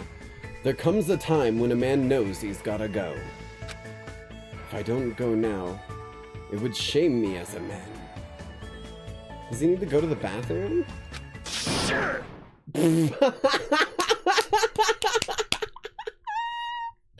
I can't believe I called that shit. Shitting my pants would totally shame me as a man! So he was talking about the toilet. What? If you need to use the bathroom, there's one in this old building. Why do you need to go back to your cottage? I've been trying to use it many times, but the door just won't open at all. What? What is this blasphemy? What now? Byakuya. Use battering ram. Charge at it full speed. Impossible! Velocity equals mass times acceleration. And let me just say, you got quite a bit of molt, my friend. My hellhound earring has disappeared. Did it vanish into subspace? Calm down. You probably just dropped it somewhere. Wait, no, his earring could be dangerous. Oh shit, I'm gonna shit.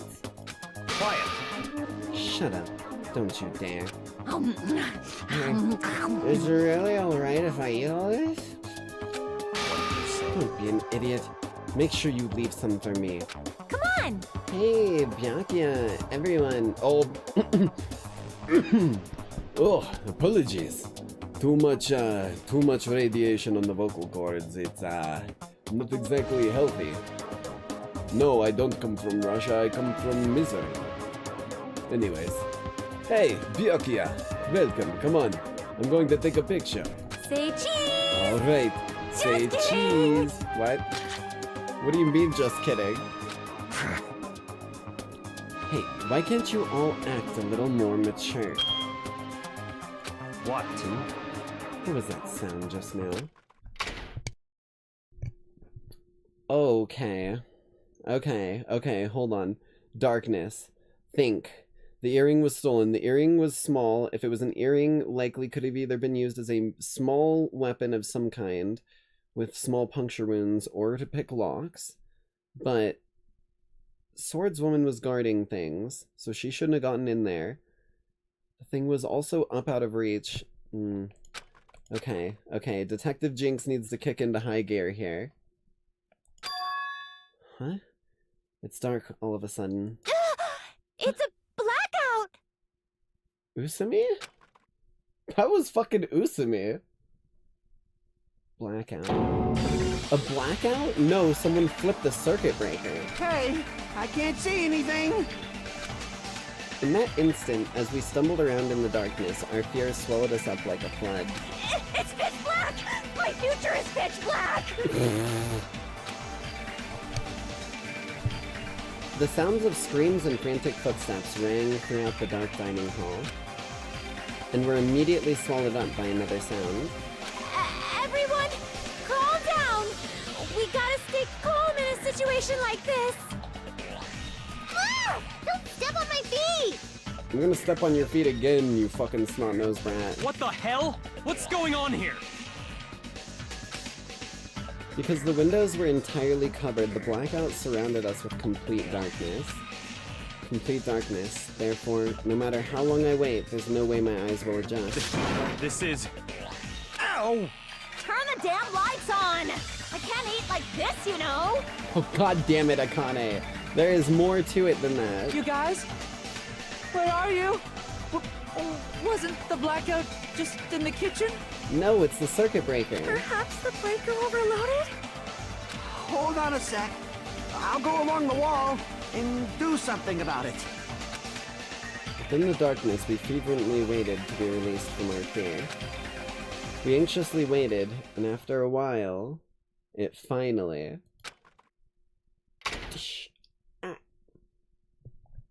Zap.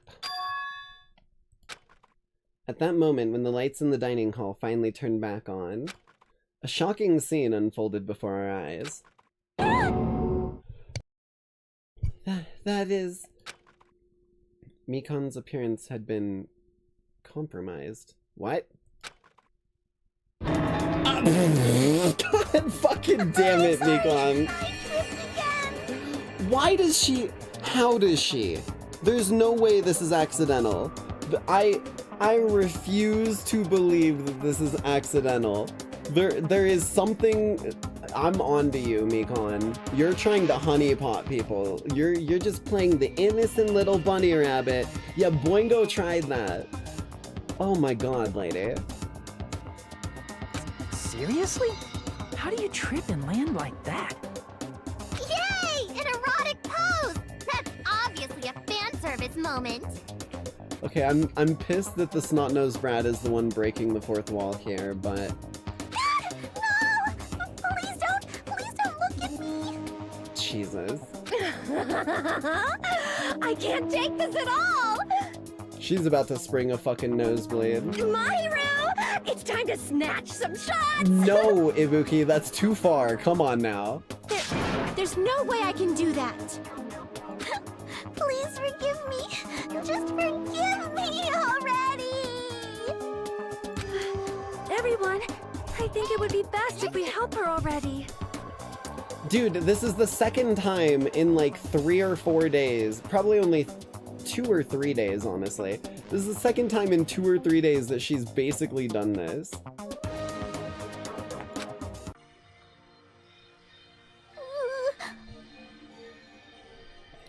I'm sorry. Terribly sorry for all this trouble. So sorry. See, she's a distraction. As soon as the lights came back on, she got everyone distracted and focused on her. And we weren't thinking about the fucking, like, blackout that happened. Shit is, like, the fucking killer is either re-emerging to the group, or is fucking, like... Fuck. Hey. Yeah, from now on, just be careful. Huh? Oh, I'm glad. The lights are back on here, too. Yay! Yay! So you were the one who fixed the breaker, Kazuichi? You were unusually useful this time. Hey! Well, no. I couldn't find my way to the office with the circuit breaker. Huh? Huh? Then why are the lights back on? Who knows? What? Are you Who stupid? knows me? You're so useless. It's not my fault, you know. There's no way I could have found my way to the office in that darkness. Oh my. What happened? Sonia, did something happen? No. Byakuya is missing. Did he go somewhere? Oh no. Oh no, Byakuya had a change of heart and he's gonna like die immediately, isn't he?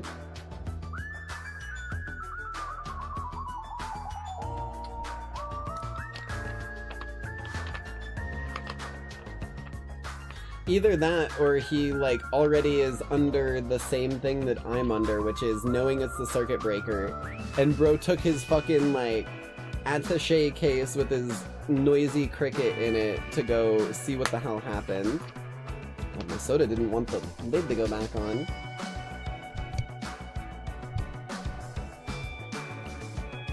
Huh? Byakuya? We immediately look around the dining hall. Sure enough, Byakuya, who promised he would lead us in situations like this, was nowhere to be found. Huh? That's weird. He was here earlier, right? Did he run off somewhere during the blackout? In that pitch darkness? Hey. I'm a little worried. We should split up and go look for him. I'll look in the storage room, so can I ask you to check the entrance, Hajime? Yeah, got it. For now... And I guess I'll go look in the office. Then... I shall go look around the hallway. I'll wait here, since I'm kind of in the middle of eating anyway. She's still gonna eat while this is going on? I must... Bathroom! I must man up and check the bathroom. I don't understand this man up thing. Jeez! Jeez, Mr. Hands ran away just because there was an itty bitty blackout. Such a shameful leader. If I find him, I'm gonna finger flick him in the face as a punishment. Even so, where did Byakuya go? I believe I have to check the entrance. I'm pretty sure Chiaki was there. Okay, have you gone to the bathroom yet, dude? I don't think so. Why aren't you going to use the bathroom? Damn it! Yes, but it appears someone else... Brother! There's no way. More importantly, where's Kyoko?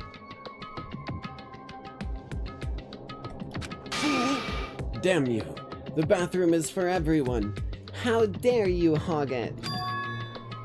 Someone's been using the bathroom since before the party started. That's what it looks like, no matter how many times I check and never...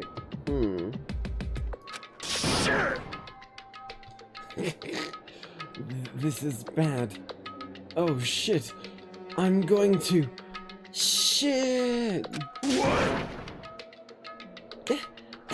The more I try to hold it in, the more it wants to come out. Hold it in. Come on, you can do it. Gasp. Even so, that's a long time to be in the bathroom. We need to break it down.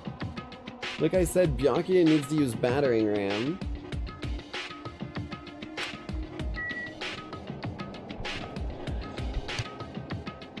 Okay, wow.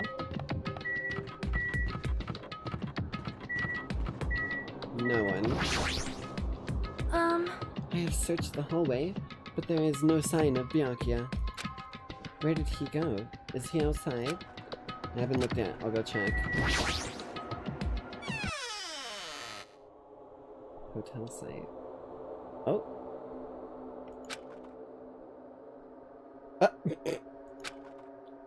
Chiaki and Monami are standing in front of the entrance. I guess they're watching out for Monokuma. Huh? Huh? Hajime? What about the party? It's not done yet, right? I haven't even joined in yet. Hey, Chiaki, did you happen to see Byakuya pass by here? Nope. Byakuya? Nope, I didn't. But what happened to Byakuya? There was a sudden blackout inside the old building and Byakuya vanished. So we thought he might have gone outside, but... Nope, nobody came out. If nobody came out, does that mean he's still inside? If that's the case, we might have missed each other. I think. That's what I think. She's fucking psychic, dude. That's how she's the ultimate gamer. Hey. Hajime, how did it go? Well, when I talked to Chiaki, she said he didn't go outside. That's weird. No one was inside the storage room either. He wasn't in the kitchen, obviously. No one was in the office. It is strange, no? Nobody was in the office? That's weird. Yeah, Pekka was supposed to be there. What about Pekka? I thought she was supposed to be guarding that area. Hey! Well, actually, not even Pekka was there. Huh? Huh? Pekka's gone too? Maybe those two took advantage of the blackout to have themselves a major makeout session in the bathroom.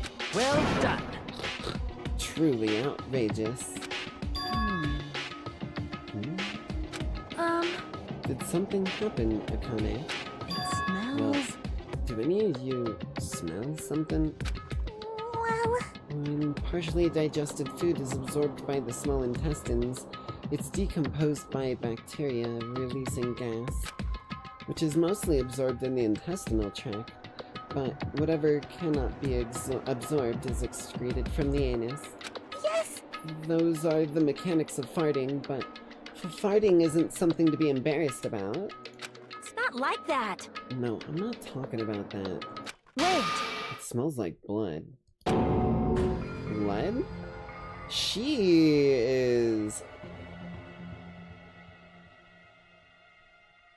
Okay, we might be assigning a third member to the honorary Nyx family members, because this lady's got a keen eye on her.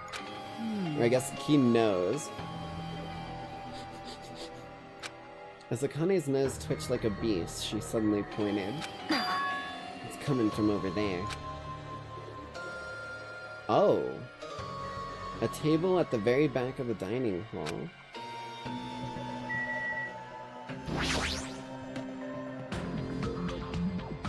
The smell of blood. What in the world is at that table? It's under there. Under the table? I dashed toward the table at the back, reached out towards the tablecloth, and then I stopped. Is this nervousness? Fear? Why am I nervous? It can't be. It obviously can't be. There's no way that's gonna happen. With a shout, I grabbed the tablecloth and flipped it back in one go.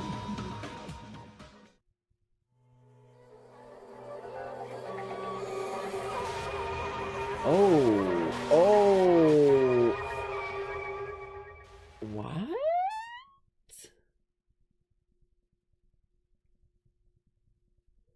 Well, shit. I kind of liked Byakuya. He was turning over the right leaf, but he was he was basically leaving whoever was gonna kill no option.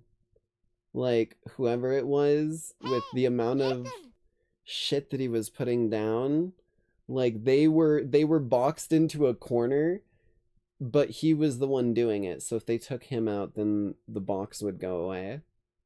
He even had night vision goggles. Hold on, let me... Look, he had night vision goggles over there. He was ready for every scenario. For the rest of my life, I will never forget what I saw. What I saw. I saw the ultimate affluent progeny, Byakuya Togami, already dead and beyond recognition.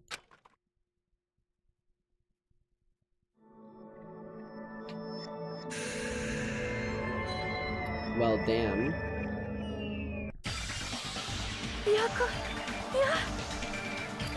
Alright. Wow. Apologies, but I'm gonna put a bit of a damper on that tune kicking off here. I liked him too, yeah, I was really enjoying him. However, we've been going for a little over 3 hours, almost 4 hours now, and I have plans for a kind of chill vibe late night live doing some Warframe, so I think we're gonna call our broadcast of Danganronpa for the night here. That being said, though, of course, I hope you lackeys enjoyed. If you made it all the way to the end here, be sure to leave a like and subscribe if you're not already. It's free and it always helps, because, dear lord, with all the swear words I use and the amount of copyrighted content in my shit, we know for a fact that the algorithm don't like me, so I need whatever I can get. But for those of you interested in the Warframe, we do have some of that coming up. You'll just have to give me enough time to get the thumbnail and everything popped together. However, I will catch you all later. Just remember, as always, the most important bit of advice I can give you, be kind to each other. Because, dear lord, there are so many consequences if you don't follow that directive. Otherwise, we'll get along, though. Bye, love y'all. Mwah.